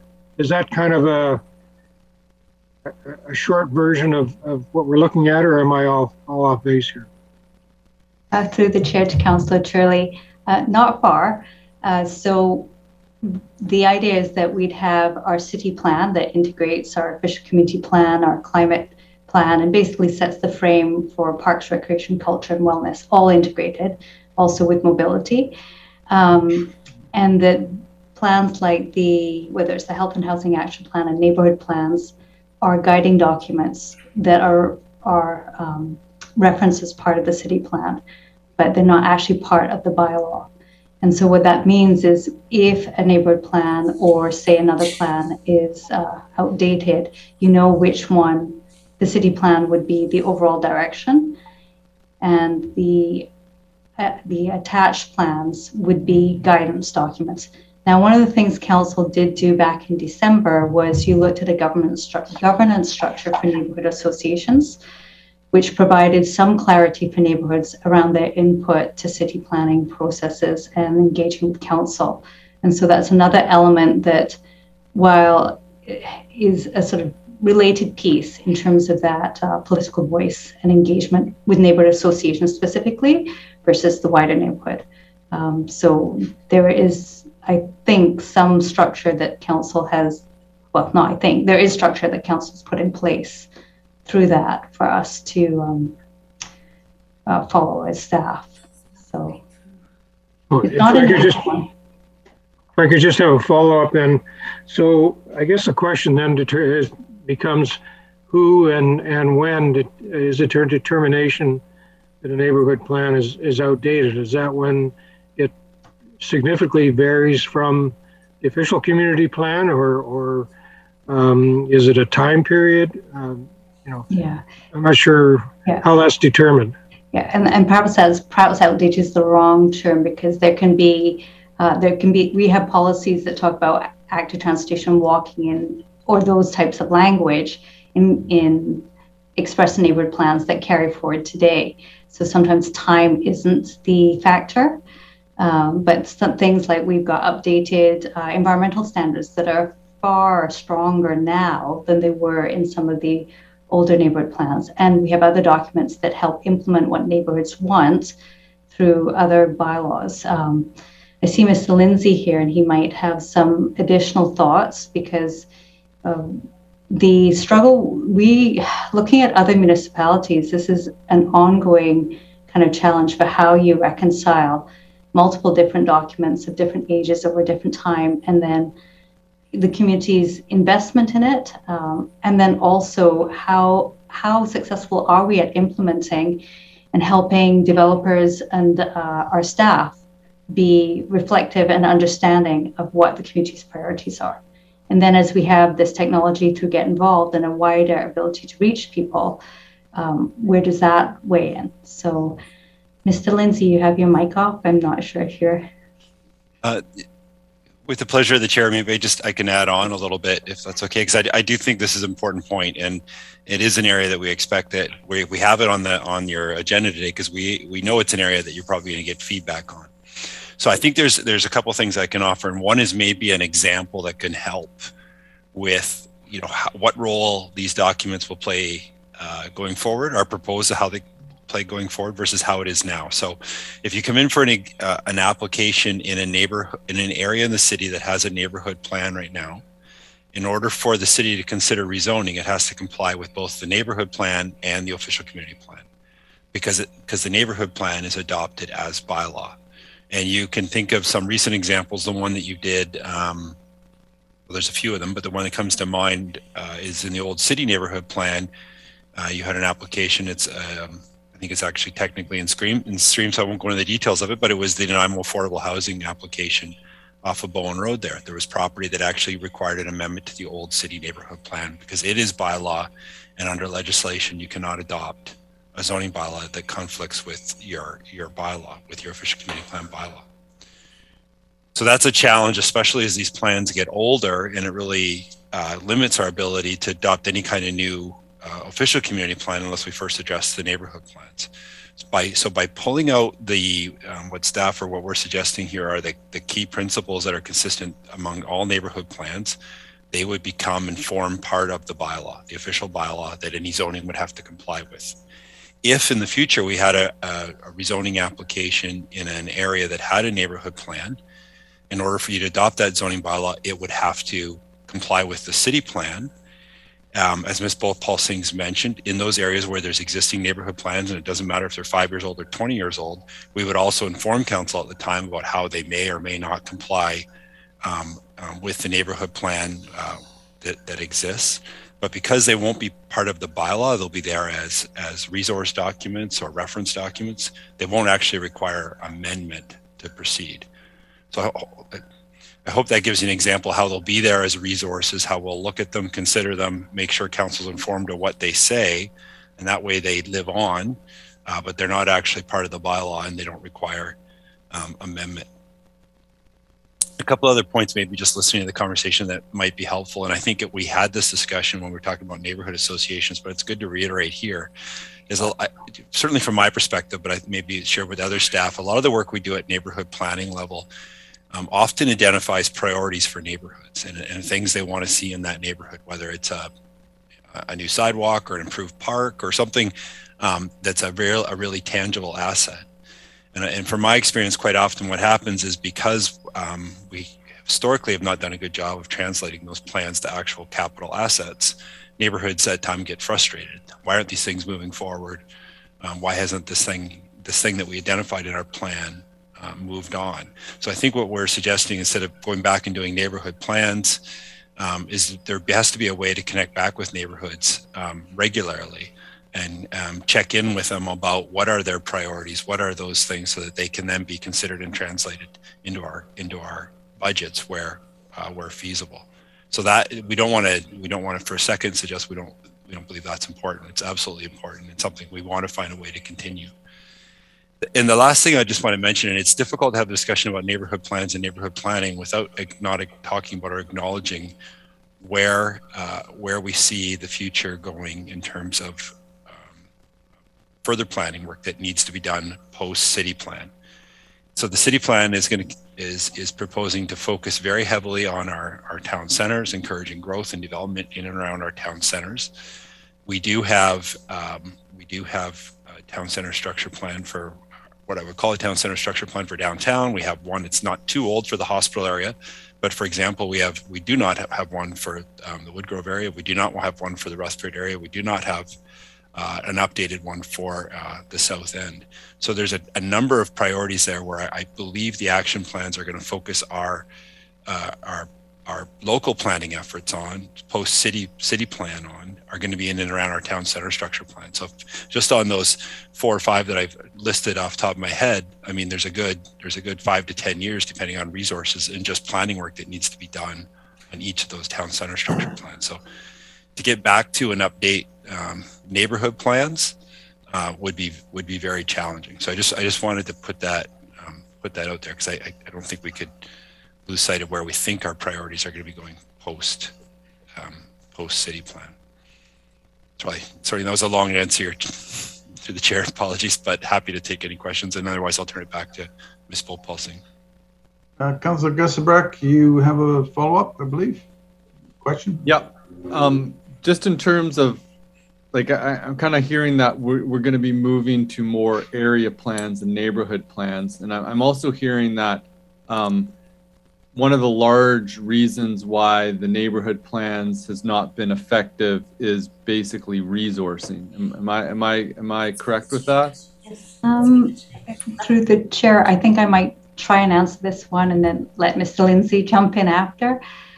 So I would say that's not resources, one part in terms of resources for implementation, there's a couple things there. One is with the neighborhood plans, one of the things we found is when we were going through all the different actions that exist and that we're going to put in this integrated action plans, there were neighborhood related actions in the Parks, Recreation, Culture Master Plan. There were neighborhood actions and desires also expressed in neighborhood plans. There was a series of different documents, and you can imagine that for staff and also developers, they're going to go to some of the primary documents. And what we've done is try to integrate all of those different desires in one place, which means that when council gets and our different departments have opportunities, so for example, say it's an infrastructure project, and we look and we say, gosh, you know what, we've already integrated and looked. We have a desire for a trail or some kind of upgrade here. If we combine and coordinate, we can do this more effectively if all of these different actions that result in the outcome of what the neighborhood wants, which might be an improved sidewalk or some kind of mobility infrastructure, is done as part of this other project here. So I think staff do an excellent job of trying to coordinate, but there's a number of desires expressed over other documents. The other thing is that, and I think we tried to do this and perhaps didn't explain this well to the neighborhood, there's two different levels. There's some projects that neighborhoods can initiate themselves, and they're small, like invasive species removal, and there's some neighborhoods that are quite active in doing that. And some of those priorities don't even make it into a neighborhood plan because it's something that comes up at the grassroots level that they want to do and often can do outside of their neighborhood plan. But one of the challenges, you're right, it is in part, it is staff resources, because if you were to try and do everything a neighborhood wanted, you might have one staff person full-time dedicated to that neighborhood or that neighborhood association that represents the neighborhood in trying to navigate and implement all the things they want. And then council has to make all these budget decisions related to that. So we're hoping to put things in one integrated place so council every year has the opportunity to look geographically across neighborhoods and say, okay, what are we doing, where and how? The other piece, and I've actually lost my train of thought. This is the point at which I hand back to Mr. Lindsay till I get my train of thought back. Is that when we looked at other municipalities, this one is a big challenge because every neighborhood thinks that it's a priority, and rightly so. That's their own community. One of the things I wanted to point out, Mr. Lindsay talked about area structure plans, the areas where we're directing the majority of growth.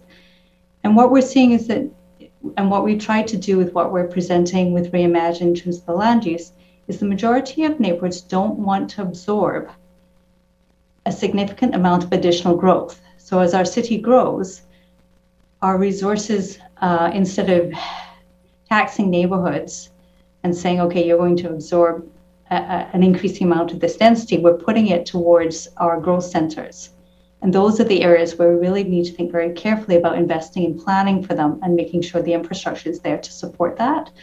And so one of the things that I'd say it's about listening to the neighborhoods is that we've been careful to keep many of the neighborhood areas that are at a lower modest density, not increasing it dramatically other than infill and the things that we see through secondary suites and duplexes and some smaller forms of density. Most of the neighborhoods won't radically change in the next 25 years. The areas, if council continues with the direction we're going, is to focus that on core centers, the primary centers and the secondary centers that we've presented to you. So when you're looking at your investments, I think that's where Mr. Lindsay's saying in terms of planning, those are the areas that we see the majority of future population being guided towards through development. So I'll pause there because I'm sure many of you have some thoughts around that. Thank you for that. I think the question was, you know, if resourcing, if some form of neighborhood level planning is of benefit to the community, but it comes down to not having enough people to do it, and that we need our resourcing focused on sort of these other more important growth areas. Maybe a conversation around resourcing and the appropriate level of resourcing given the growth that we are experiencing might be an important conversation.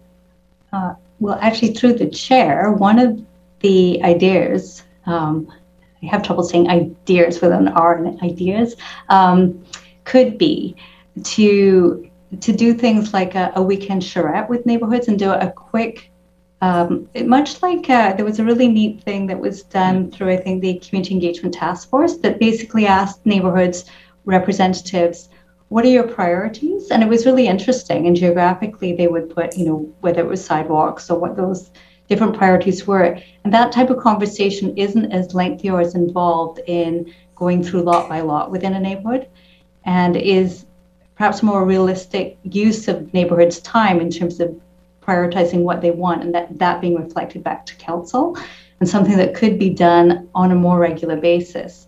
Because you can imagine a well-facilitated weekend, and I'm just throwing this out, you don't have to kind of go with it, is something that could be done more frequently than a 2-year process for one neighborhood. And then you can literally confirm with the neighborhood, this is what we heard through Reimagine, these are some of the priorities we heard, confirming 2 years on, is that still your priorities, or is something new come up? Okay, let's hear that and reflect that back to council and see, and what does that mean in terms of, and oftentimes they're really tangible projects that communities want to see. So could we invest a little bit more in giving them what they want, particularly when some of them might be quick wins, versus spending, a huge amount of time planning? Is that, I think there's an opportunity there. That's my 2 cents worth, but it would be up to council. And we have a technology platform that allows for remote and wider distribution of that information to get involved. And we also have the opportunity to have those conversations in person when COVID allows,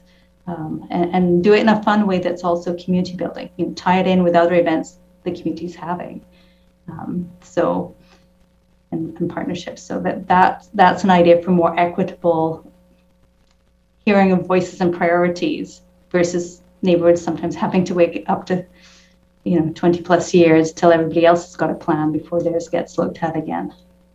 Particularly when we're not seeing perhaps or anticipating or directing the majority of growth to those areas. So then we really focus on the kind of community building aspects of neighborhoods. And I'd say that's one of the advantages of the parks, recreation, and culture elements being integrated, is because then you can integrate some of those components, which are oftentimes the ones that communities have a lot of interest in, right? What recreational amenities do we have close to us? Can we get that sooner?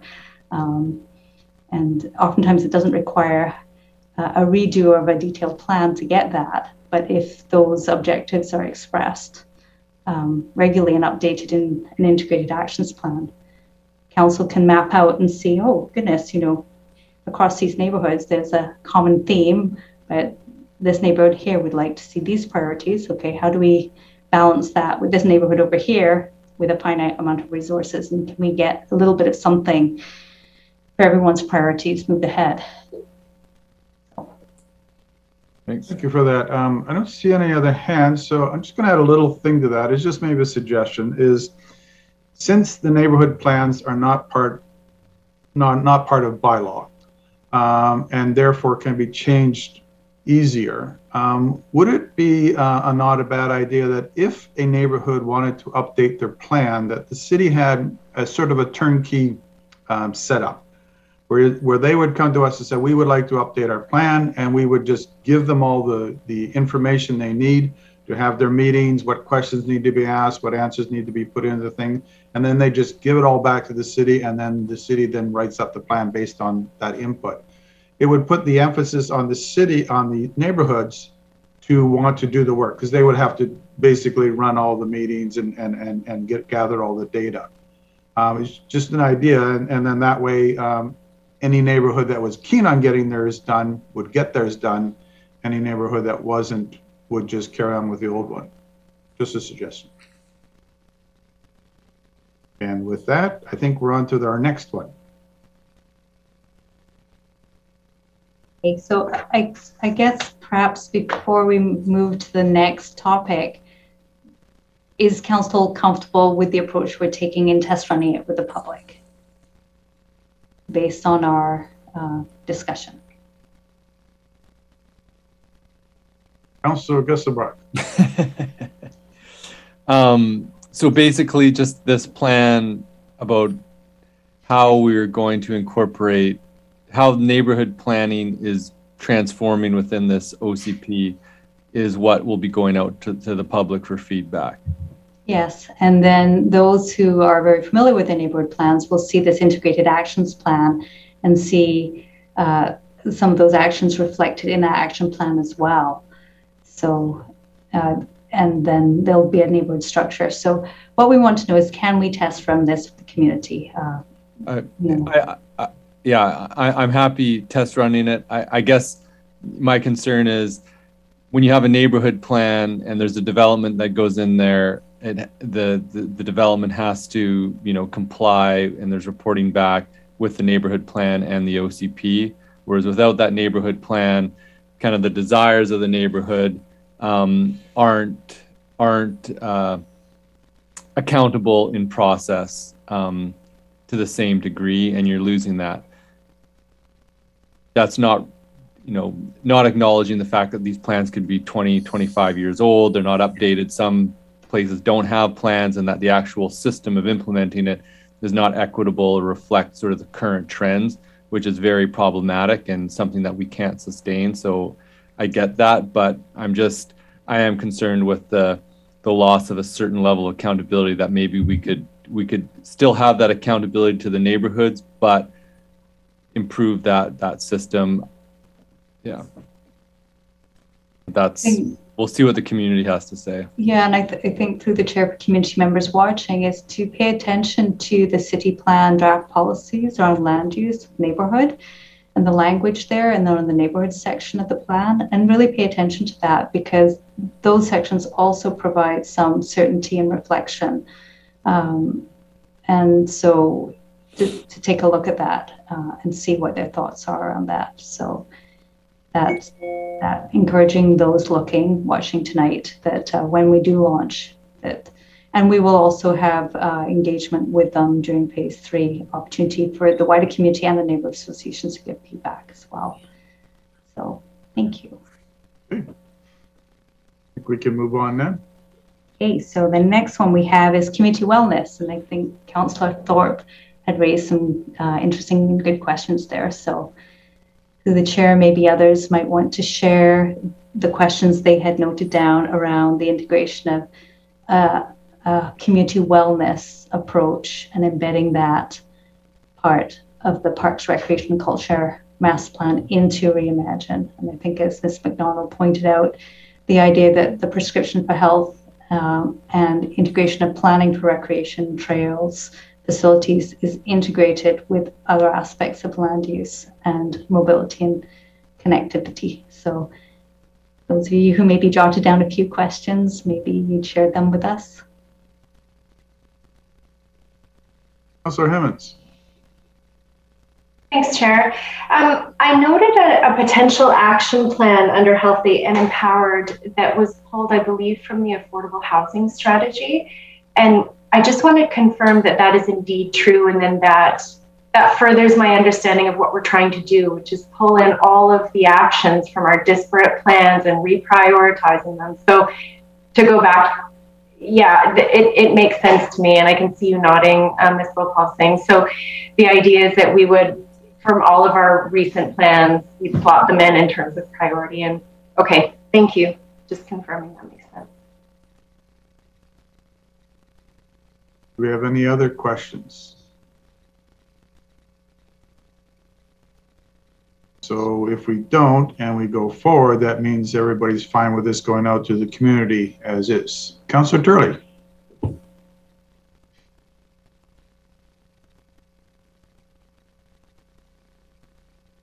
Thank you, Chair.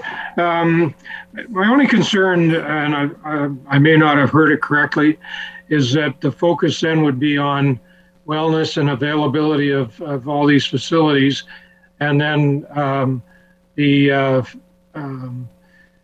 individual or the funding from user fees would be less important, and of course become then part of the tax implication to property owners. Is that, did I understand that correctly? I think I'll let Mr. Harding respond. Yes, thank you, Chair, to the Councillor Turley. No, we weren't planning any correlation between user fees and the action plans. In the action plans, there will be, topics about reviewing user fees, just like we do, and still need to come back to council with those. But that's a budgetary issue, and so those fees and issues would still go to council and normally. So there'd still be a Parks Recreation user fee bylaw.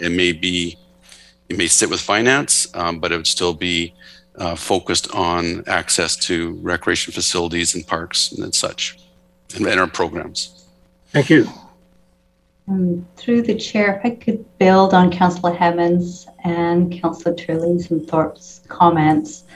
When we look at what a municipality can do to build a healthy community, and there was language a couple of years ago, healthy built environments, the province has people in those positions. I guess the exciting thing for me working on this project is seeing departments willing to collaborate and integrate so that we have, in terms of planning, a classic one would be we could have trails planning going on over with parks, divorced from the work that engineering is doing with on-road and off-road trails mobility. And over the years, we've started to see that integration of the whole network of how people move around the city and not breaking it down just into hard services or soft services. And then there's that piece about accessibility and which trails can be accessible to a range of different users. And all of that is about building a healthy community. It's tied into our greenhouse gas emissions as well and our healthy environment. And by all of us as staff pulling things together and being willing to work across, I don't want to say divisions, but often they're called silos, it allows for one framework, which should mean and will mean better integration in terms of your budget considerations and implementation for the community. So for me, the integration between engineering and parks, recreation, culture embodies this reimagined city where you make it easier for a community to know what to expect. And they don't have to jump between 3 or 4 different documents. And also for developers about setting the framework for what we expect in our community from them as they help us build our community. So, and then in terms of you, as you direct our services and priorities, that you get to look at things in a more integrated fashion and don't just hear from one department then another about the same geographic area being improved. So that's, I guess for me, I'm just saying that's one of the exciting parts. It'll be interesting to see if the community understands that piece and looks at that in terms of like a resilient and healthy community. And I think Councillor Hammond's pointing out the Health and Housing Action Plan. Well, there's so many resilience pieces that come into play in terms of what we can do with recreation and prevention and support services for youth, seniors, others to be actively engaged with the community. Through programming and through the facilities that we have available to them. So I will pause there. Thank you. I have Councillor Thorpe up next. Yeah, thank you, Chair. And I wanted to thank Councillor Turley for tweaking my memory, because when I read the report, and I had a similar concern regarding finance aspect of recreation. And I appreciate Mr. Harding's comments, but and I support what he said, but I struggle with the wording on my pad. It appears to be page 27 of the presentation, where it references previous approach, pressure for cost recovery, revenue, a pay-for-service model, and we want to move away from that to a different direction, which embraces inclusion for all.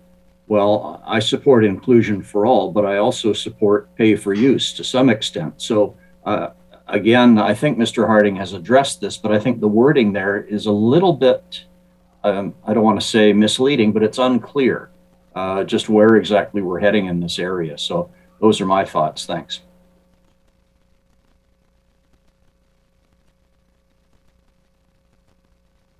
Councillor Thorpe, anybody else?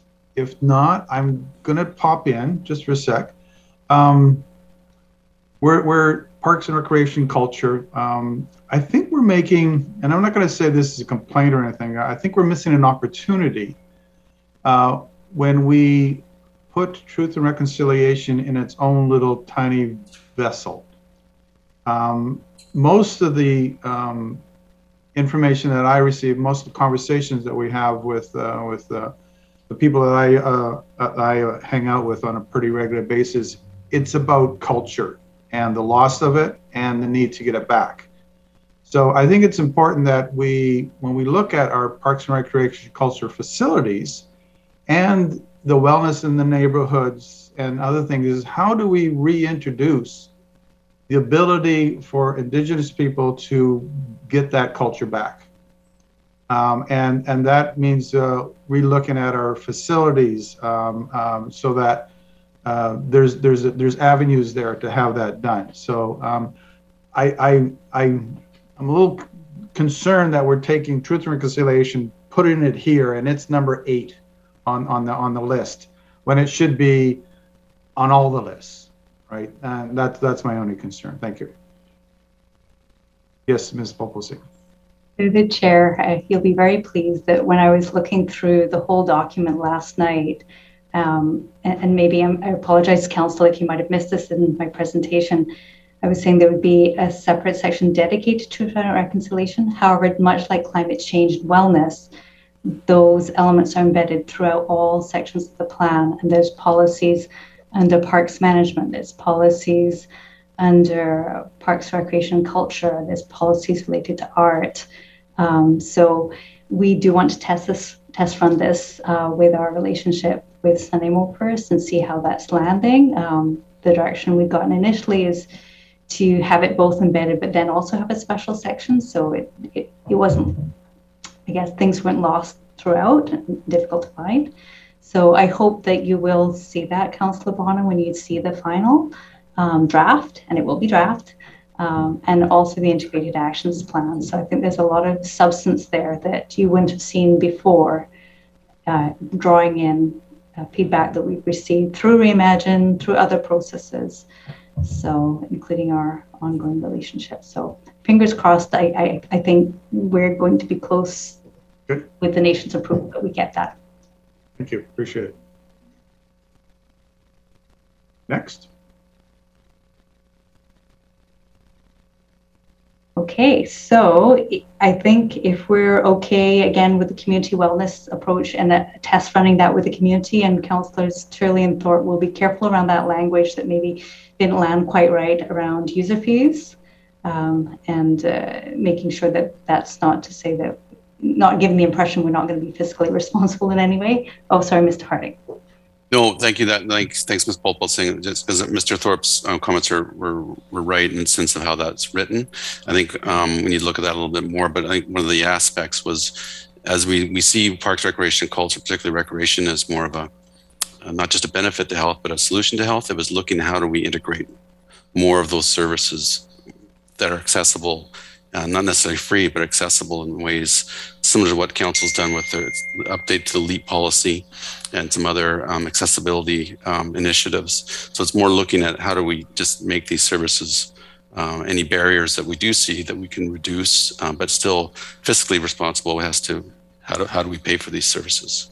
It's still paramount. So with that, through the chair, I don't know if you want to ask the executive committee or council, are we good to move on, and are we okay with just, again, test running that community wellness piece with our community, the direction we're going with right now? Okay, speak now or forever hold your peace, folks. And again, this is a draft. During phase 3, we're going to get the community's feedback, and they're going to let us know their thoughts, and you're going to have to consider that, and we know we will be making tweaks and changes. So the next one is island highway character, and 4 of you were okay with that approach, and 4 definitely had some questions. So if you've got your notes and can share that, and we'll do our best to answer your questions.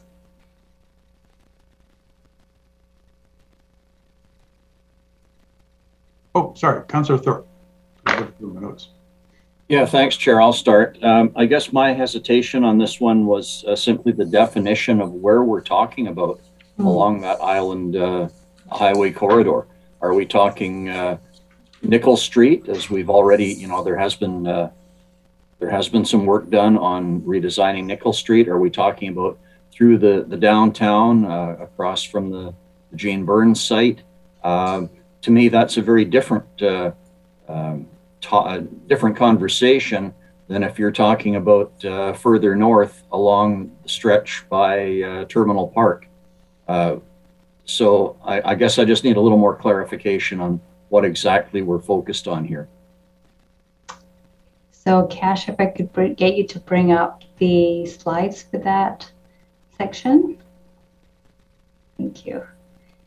And so what we're looking at is the area where we work with Ministry of Transportation and Highways. So that's the whole stretch of the Island Highway corridor as it moves through our city. So coming through from the south through to the north, and then also, I'm going to actually check, it should also include the Stewart Avenue kind of piece as well. Sorry, that might be a bit separate.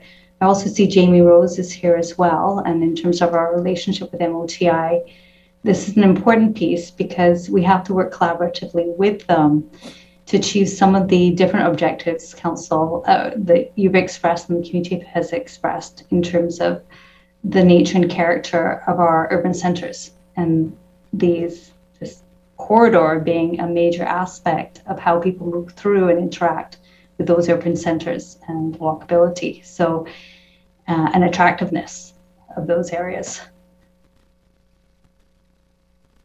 So Councillor Turley, I don't know if that helps. Yes, Councillor Turley, go ahead. Great, thanks. One thing, and probably you're going to get a chuckle out of this, but I would almost insist on stop making the reference of the terminal trench and make it a terminal ravine or something that's a little more optimistic about what we're trying to do, because trench to me is just like a ditch. So anyway, I think that the challenge, particularly through the downtown area, is we're trying to put a lot of traffic through a largely business area, and you know, we have dreams that we could make it all residential and that type of thing, but I just can't see that happening. You know, so yes, a few trees and that type of thing, but the biggest challenge we're going to have is, no matter how hard we want it to be, lower volumes of traffic, that's one of the main routes through town. And I just, in the immediate and in occasions of distant future, that regardless of the type of transportation, that is going to be a transportation line, period. And yes, we can have tweaks to it, but you know, if we want it to look, you know, like the Taj Mahal of city centers, that's kind of pie in the sky. Anyway, that's just coming from me who's done business down there for years. Thank you, Councillor Turley. Anyone else? No one's going to debate them? I'm not seeing any. And so we're all fine with that going out to the public. I guess that's the big question there. I do see Mr. Sims popped in. He's going to debate you, Jim. Go ahead. No debate, Chair. I think Councillor Turley, you know, the idea of getting away from calling it a trench is a good one. That should be, you know, top of mind for all of us. But I think, you know, as Ms. Bhopal Singh mentioned, Jamie's had a good number of conversations with MOTI, and they've got their active transportation guidelines, which we would hope would support the Terminal Nickel reimagined plan, and we're slowly trying to implement that over as we build out these projects. You know, things like time of day parking, you know, to create parking during off-peak hours along curb lanes. That might be a stretch for them. That might help make it more of an urban feel, but that might make them very, very nervous. So ultimately, they own the roadbed, and we're definitely trying to make that, especially the section through Terminal and Nickel, more urbanized. I don't know if that adds any value to the conversation, but sorry. Thank you for that. And I just say, I do see residential in that area, quite frankly, in the future. I know I was driving through there today a couple of times just to drive around and check it out. But there already, people are starting to build residential in that area, and we're building residential on Wallace Street. And I think it's eventually it will come in. Sure, it's not the best place if you're looking for a nice, quiet Sunday afternoon on your deck, but it's probably a place where a fair amount of residential could be built up to bring it up to the height of Wallace Street, and then a couple of stories as well. So that's just my thing. Thanks. And I think we're okay to go out because no one else is raising their hand. I mean, go out to the public. So our next item, please. Okay. Through the chair, thank you, Council, for really helping us out with covering these topics. So our next one is large format retail and standalone commercial. And 5 of you were okay with the approach, 2 had a couple questions, and 1 was concerned. So again, if you could share your thoughts. And would it be helpful perhaps if we bring up, Kasia, the slides on that one? Because I think the visuals are very helpful. So Kasia had walked us through, this is the current approach. And then this is as we evolve into a city with better land uses, options for what that could look like that we see in other parts of BC.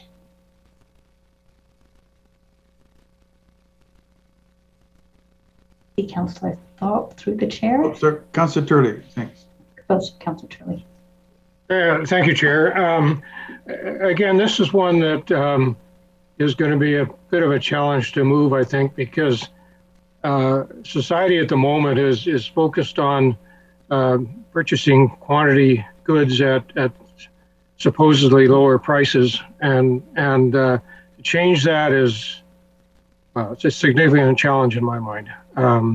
You gotta somehow convince them that there's other valuable things that they should be considering as opposed to how much you get for what price. And I mean, I don't like to speak ill of my widow, but I'm going through cleaning out my house at the moment, and I've still got paper towels and toilet tissue that she bought long before she passed, and I probably got another 2-3 years worth. And I'm sure the reason her buying that much is because the price was good.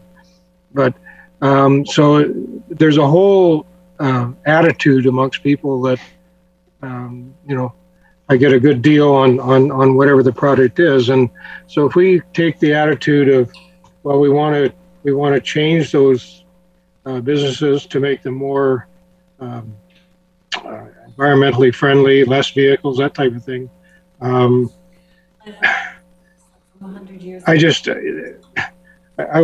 want to say that it might be a revolt, but there's certainly going to be a lot of unhappy people. So, all the while the market is there for these companies, they're not going to be making huge changes unless we mandate it. And if we mandate it, we've got a whole population that's going to be screaming at us. We think the anti-vaxxers are tough. Where do you see the people when they tell them they can't park at Costco? Anyway, that's all I'm going to say. Thank you, Councillor Turley. We have Councillor Marmon, and then His Worship Mayor Croak. Hi, thank you. I visualize this different than what Councillor Turley is. I don't look at it as doing away with the big box stores, although I wouldn't mind that, but they're here to stay, and you're right. People shop price point. That's the way it is. But what it is it's creating a vision for what do these look like in the future? Do we have that Home Depot with that great big massive parking lot, which actually is very much underutilized? Or do you have a vision of incorporating other than just the big box working with creating something that's even more useful and healthier for us, and maybe you will walk a little bit. But I like where you've got photos of other cities and what they've done with their big boxes. I'm looking at Walmart, but it's not standing by itself, and it's got a little pool in the front of it, etc. Right? So I think is workable. Thank you. Worship. Thank you very much, Chair. And to Councillor Turley, I want to express my thanks, because this is one of those areas where, how shall I say, the idealism hits the road, and the rubber hits the road, whatever you want to say. We've been told over and over again, if you want to support your local economy, et cetera, you buy local. Buying at any of the big box resellers is not buying local, except in the sense that maybe your pension funds invested in the shares of those corporations. They are absolutely the antithesis of buying local.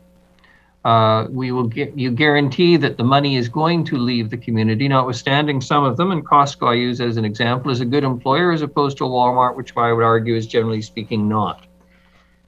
At the same time, I'm conscious of the fact, as Councillor Turley's pointed out, people shop at these places because they want them.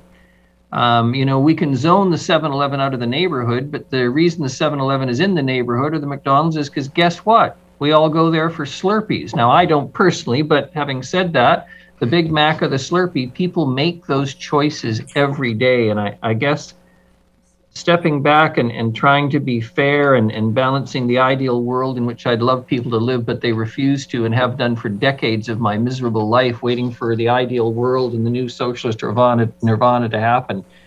I think what this really is saying to us is you have to allow for a certain amount of choice. There are people who are going to want to buy in large quantities, and I use my daughter and son-in-law as an example, with 3 very close to, well, 2 full-blown teenagers and 1 shortly behind who eats like a full-blown teenager. Guess what? Costco's a godsend for them. They go through a lot more toilet paper than Sharon and I do, all of those things. The places they shop are different than we do, and I guess what's really being proposed to is, look, where it's possible, you know what, we've got Snuneymuxw First Nation, I would argue, a number of its members in the south end of town who, and I tease Emmy Manson about it constantly, as all of you know, is a prime example. She doesn't want to drive to Costco anymore. She wants a Costco in the south end near to where she lives. So I think we have to consider that the supporting their existence within reason is appropriate. If they find that we can accommodate them in terms of a market, and it's about profitability for them in an urban kind of setting, such as is shown in the lovely pictures here, great. But I don't think we're a long ways from that kind of population concentration that an outfit like Costco or Walmart is going to get settled into some operation like this. I mean, the one in Victoria, for instance, the Victoria model, the not whatever I keep forgetting the name of the place. The reality is it works there because it's on the edge of a city of 100,000. It's basically on the edge of a municipality that has 130 or 40,000. We're not there yet, but in time. But I think in the meantime, you got to respect that people by their choices are shopping at these places. We need to allow for them in a way that how shall I say, allows people at either end of the city within reason to be able to get to these places, because that's where they shop. I don't want to sound like a fatalist or negative, but I think you got to be realistic about what the marketplace is. Thank you, Your Worship. Councillor Thorpe, your toilet paper story, please. Yeah, thanks. I was going to say, I'm not about to share, you know, how much toilet paper I go through in a year, but it's really interesting listening to others. I guess my comments sort of are along the same lines as the mayor's. And again, I'll be interested in what the public has to say, but I fear we're going to get accused of being out of touch with reality on this one to some extent. I get the idealistic picture, although frankly, in my opinion, the uptown development in Victoria is ugly. But most of our citizens are at an income level where they are looking to shop at Walmart or Costco or Superstore or whatever have you. You know, the big boxes, and they're looking for bargains, and I don't blame them. So can those be accommodated in a format where they don't have a lot of nearby parking? I doubt it, and I think people want nearby parking. And when I look, and my screen's just gone blank, but when I see that wording about moving away from or being less supportive of drive-through and car-oriented businesses, I'm sorry, but I don't think the business community is going to be very appreciative of that, because the reality is that nearly 90% of trips in this city are made by people in cars, and they go shopping in cars. And I talked to an owner of one of the local Tim Hortons, and he informed me that 80% of their business is drive-through business. So I think those sort of things are going to resonate very loudly with our community of average people, and with our business community. So again, those are some of the feedback items that I think we might hear when we do put this to the public. Thanks. Thank you. The next hand I see is Councillor Gusselbrock. Thanks, Chair. Yeah, I'm supportive of this policy. I'm happy to send it out how it is out to the community for feedback. I don't see this as a revolutionary move at all. This is the direction where things need to go, and this is, very much a transitionary policy. Yeah, that's all I have to say. Thanks. Ms. Bolt will sing. Thank you. Through the chair, thank you so much for the conversation. And I could see that perhaps on our end, we maybe didn't make this clear. We're not proposing that there wouldn't be or can't be ongoing continuation of a variety of sizes of store, including big format stores. I think the conversation is more around, as we see we're not changing our city's boundaries, and as we see our city evolve, what's the opportunity to create other building forms where you can accommodate that type of retail and also increase the value of that land by integrating it with other mixed uses. So when you know that we may be running short of land for housing and other uses, can you integrate that? And parking can be embedded in that in a more efficient way. And a property owner can look at other uses on that site that get us towards people living more closely, whether it's to big format retail or smaller. And the other thing is, we're not saying no to drive-through either. It's just, how can these forms, as our city grows, how do we grow up and inwards instead of out? Our boundaries aren't going to shift, so how do we do that in a way that accommodates and the changing values of land itself may dictate people being more creative with their built forms. And that's what you've seen in other areas. So how can we encourage a more creative use of space that allows for the choices that people want to make and the businesses they want to support? As the life cycle or lifespan of a building, we keep picking on Costco, but that, or Walmart or something like that, comes to its end. What do they look at to more creatively use land either on that site or in another area? And how does it achieve a range of objectives that, have both economic, social, and, better use of land objectives? So I apologize if it gave the sense, because I think that we had the word accommodation. So it wasn't elimination, it was how do we accommodate that in the future when we know that we have a growing community and growing demands on land, and objectives to, have it so that a senior or a citizen who maybe could have a more walkable opportunity could live nearer one of these entities through better use of land, and parking could be integrated more creatively for those who still need access to a vehicle to get to A to B. And the same with drive-throughs. Like, what creative options can we create to allow for that to evolve? Because in 25 years' time, the demand on our land might be quite different. So I'll pause there. Thank you. Councillor Gusselbrock. Yeah, just adding to that, I think when I look at the policy switch, when we're looking at decreasing amount of land available, and I look at places like Home Depot or Costco or these, I can think that we can support and promote a much more efficient use of space that's going to allow for the same access to the amenity, but is going to be able to meet a whole bunch of other needs at the same time. So thanks.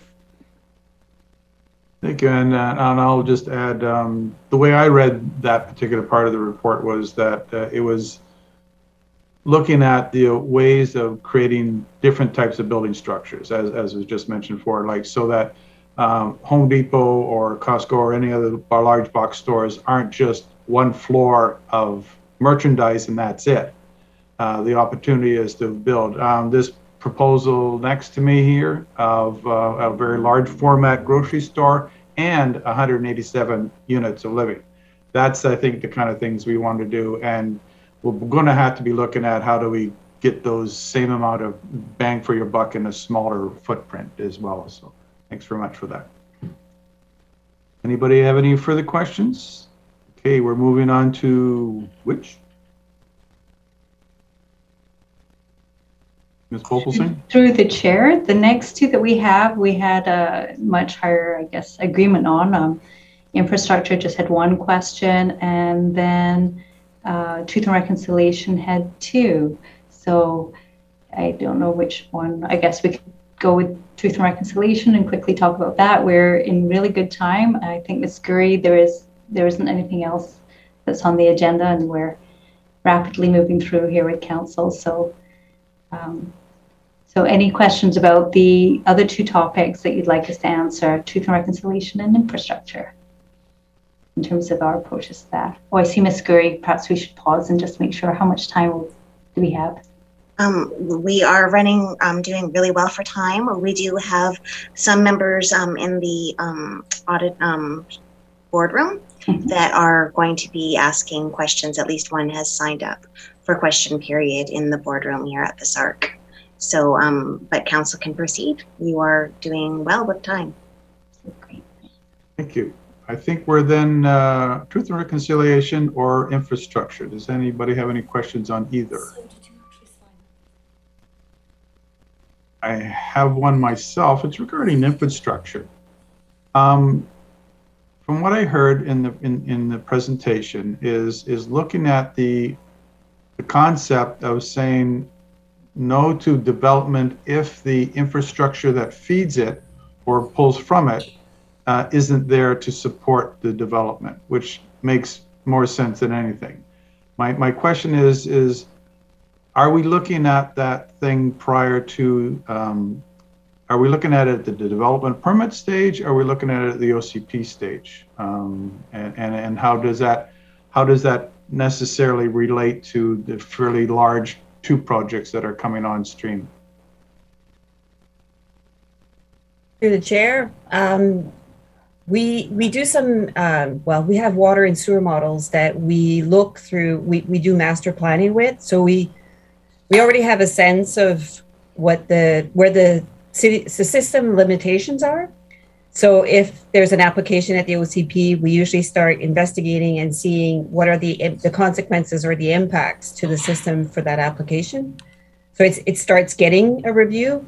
And then once there's a more formal application with more details, we sort of have that review as well.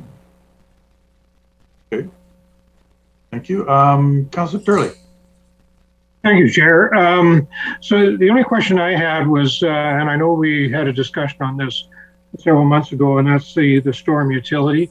And I guess I'm fine with it, provided there is availability to determine, like with the water utility, of course, it's metered, so it's a reality of what you usually pay for. Storm, probably not, although I would hope that we would consider things like if you've got a retention pond or if you've got some means of capturing some of the water off your roof into containers for watering your garden, that type of thing, that you would get a preferred rate. And I know that's probably, we probably haven't got that far yet, although I'm sure I'll be told differently. But you know, in my opinion, it should not be just one set fee for each property. It depends on the subterranean of your property as to what runs off and what is absorbed, et cetera, et cetera. So I don't know if some comments could be made on those concerns. Sure. Through the chair, we're basically at the beginning stage of of the stormwater utility. This year we have some funds to look into that and to start asking those questions. So nothing really has been decided. We have some ideas of where we should go and to charge. The main thing we'd like to do is have equity in the charges. So as to, depending if you're residential or if you're institutional commercial, there should be sort of a different sort of fee structure. So that's on our radar, and yeah, we're just starting on that this year so we'll have more information for you later.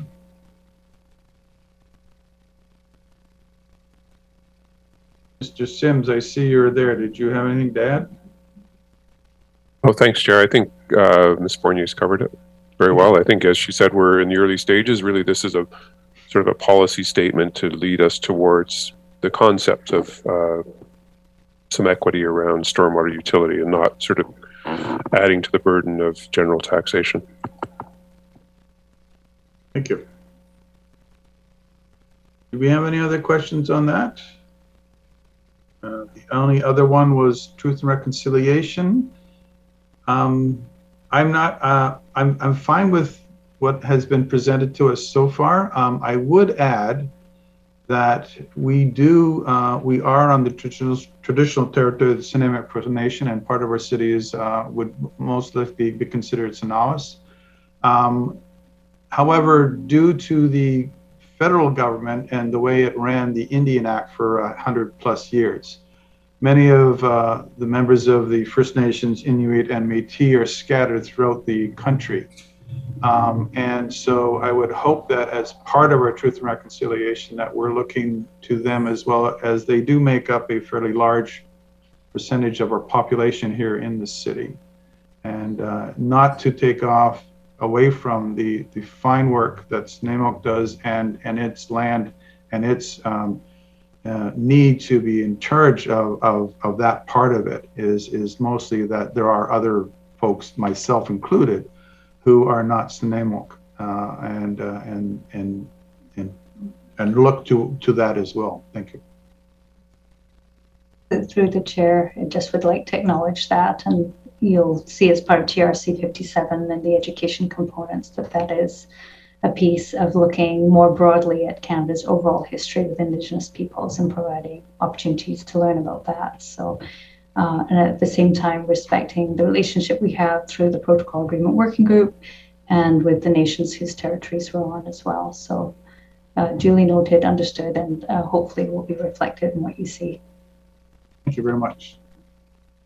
Do we have anybody else wants to think? Did you want to sum up, Ms. Popelsing, where we're heading for now? Next steps? Yes, thank you. So if I could get Kasia to kindly bring up the slide on our timeline and next steps. And next few weeks are critical for our team. So right now we're here with you at the January 24th GPC. We are wholeheartedly aiming to get this launched on February 14th, which happens to also be Valentine's Day. So that is our ultimate endeavor, is to get that launched. And if there's any tweaks to that timeline, we will let you know. With the aim of public engagement on phase 3 being completed March 28th, making updates, working with you through those updates, and providing with an engagement summary and proposals for what changes may be needed to different parts of the document. So this is a timeline we're on, with an aim of getting this before you for first and second week in May, the public hearing in June. So I think you'll appreciate that both our consulting team and our city team have really been working very hard under some challenging times with COVID, health, staffing changes, but we, I think, are still on this timeline here. And if you've got any questions for us, please let us know about the timeline. But this is where we're heading, and it's aggressive, and we are right now on target. So, and if there aren't any other questions, 2 thumbs up from the mayor, so we're good to go. Okay, wonderful. And just on behalf of our very big team here, just thank you so much for giving us your time and energy to discuss this work with you, and to guide us as we go out to the community to get their feedback on what we're presenting. As you can imagine, there's sometimes 100 different ways of approaching a challenge or a topic or a policy, but we have to start with something, and it's always easier to comment once you see a draft in writing, and that's where we'll be going with our community. So thank you very, very much. Thank you, and I'd like to thank you for the excellent work that's been presented to us so far. You and your staff are working very hard. Your agenda there and time frame is setting a pretty high bar for the rest of staff to get their reports into us. So I look forward to that. And I think if you have nothing else, then I think we're ready to move on to the next part of our agenda. And thank you very much for that again, which is question period, agenda items only. So, Chair, we do have two people for questions. First being Mr. Barry Lysing and then Ms. Nancy Mitchell. So first, Mr. Lysing. Thank you, Council. Give a moment for him to get set up in the boardroom. Thank you, Council. I guess this would be a question through the chair. The boardroom is on the screen. It's not the best advantage point, but it is looking like it's muted. Callista, so I'm not sure if we could test having Mr. Lysing speak. Hello? Hello? There you go. We can hear you, yes. Okay, thank you, Council. I guess this is a question through the chair to Ms. Bhopal Singh. I'm supportive of the healthy and empowered Nanaimo mandate, but in the examples that were shown in the action plan, I don't see examples of what we would have in the past seen in the transportation master plan. I don't see examples of that appearing. Through the chair to Mr. Lysing, who I apologize, you just seem so far away from us right now. I'll come down and say hi later. Yes, that's exactly it. You've just seen a snippet of several hundred integrated actions that will be coming forward that include those that are mobility and transportation related. Okay. I have a second question is, again, supportive and understand the emphasis on town center plans, but I'm concerned that they could end up using up all the oxygen, and so that issues related to transportation in outlying areas like Stevenson Point, Hammond Bay, just get pushed further down the priority list. Do you have any ideas of how we can avoid that? Okay, through the chair to Mr. Lysing, that's an excellent question, and it is one where, as you can imagine, council has to juggle a number of priorities, and our hope is that by integrating different actions that have been endorsed in different plans and showing it to council geographically, they can balance their decisions around where to prioritize based on future population growth and where we see the pressures coming. That ultimately will be a council decision. And I think, as we mentioned with the neighborhood planning and having that conversation back and forth between council, the community, staff, and neighborhoods, how do we get those priorities forward? And I think we do have a mechanism for that, not only with the direction council's given with the neighborhood associations, but also based on how we land with Reimagine with these integrated action plans. So I'll pause there in case members of council may wish to respond, or somebody else also respond to Mr. Lysing. In my understanding of the concept here is if we're working in the nodes, the city center nodes, that allows us to increase our density, our population, our tax base with less infrastructure outlay, which would probably then, I'm thinking, free up monies available for the other areas like Hammond Bay Road that need more infrastructure onto them. So this is just me thinking out of the box here, but I'm kind of thinking that might be a spin-off of this as well. So hopefully I haven't muddled the waters. Mr. Lysing, is that are you good? Yeah, that's good. Last question. is I see in the current approach, goes right back to page 3. I see that it's listed in the current approach that there was, what I'm reading was that there has been past problems with broad participation and guided by a small number of voices around neighborhood plans.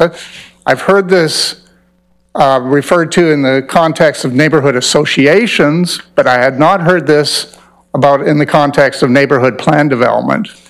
Or was this a statement that is trying to avoid this happening in the future? Ms. Popelsing? Through the chair to Mr. Lysing, I would say definitely the latter, and also recognition that we have some neighborhood plans that were done so long ago that perhaps the community members who had those priorities are no longer there. And then we have opportunities through a range of other platforms to really ensure that there is a wider input. There are some neighborhood associations who have wider neighborhood networks and are engaged in different ways, and others, as you know, with council trying to set some guidance around that to ensure good representation. So I think our hope is that we have the broadest engagement possible. I'll leave it like that. Thank you. Thank you. I think we have Ms. Mitchell next. Hi there. I can't even see me, let alone you. I have a couple of questions as well. I know I'm supposed to ask a question, but I just need to correct an impression that in the presentation, we were asked, there was mentioned that neighborhood associations were asked for their current priorities. And when that came back, staff looked at the current priorities versus the neighborhood plans and determined that there's been a shift in priorities. But we weren't asked as neighborhood associations to look at our priorities in conjunction with our neighborhood plans. We were just asked to give our priorities. So I'm not sure where that shift occurred. And I can certainly say on behalf of Newcastle, back in January 2010, which is 12 years ago, we put our vision and goals together, and essentially they haven't changed since that time. So I think priorities are very much the same as they have been in the past. But my question, of course, is related to this whole idea of taking out of neighborhood plans what might be common among neighborhoods and leaving in there what actually isn't common. And I guess my question is, when this whole discussion goes out for community consultation in February, will it be clear as to what that process will be, as to how neighborhood plans will be divided between OCP general guidelines and what's left? Through the chair to Ms. Mitchell, Nancy, our hope is that it will be made quite clear to the community and to the neighborhood associations how that could work, knowing that this is a draft and ultimately it will be up to council once they consider the community's input in phase 3 for how we proceed. And so there's adjustments we can make to that. There's ways we can proceed. And there's an opportunity for yourself and others to take a look at the draft document, not only the city plan, but the integrated actions plan, as well as lining them up with the guiding documents, the neighborhood plans, and see how that all fits together. And we're happy to meet with you during late February, March to explain that further if there's, for some reason, it's not made clear enough. Okay, so hopefully there can be some consultations with individual associations. My second question, will there be a workshop consultation process undertaken within the Nanaimo neighborhood network? Right now, we don't have that scheduled, but I think given the tight timeline of 4 weeks, I think it would be good for us to do that with the neighborhood network as a whole. And then if neighborhood associations want to bring us in individually in that time, we can accommodate that, then yes, absolutely. Okay, and one final question, Will, what goes out to the public in regard to these downtown zones, commercial zones? Will there be some exact boundaries shown as to what that actually encompasses? Obviously in Newcastle, we're a little interested to know whether we're part of this downtown core or not. Yes, through the chair, absolutely. What the community and public and all interest groups will see is maps with very clear land use designations that will show policies that go for each of them. So there'll be a clear understanding of where the neighborhood boundaries, neighborhood land use boundaries are versus other types of land use. So we would encourage you to look at the land use map in relation to your neighborhood. Now, your neighborhood planning boundary is sometimes different than the neighborhood association boundary in some cases, and to take a look at that. And we're happy to walk you through that as well. Okay, thank you. Thank you. Thank you, Mr. Chair. Thank you. We don't have any further questions, so I think we're at the end of our meeting. I look forward to Councillor Markman's motion to adjourn. Seconded. Nobody's going to second it? Seconded by His Worship. Okay, any discussion? I'm thinking not. We're not supposed to have any. All those in favor, raise your hands. Any opposed? Thank you very much, everybody, and I look forward to our next meeting. Thank you.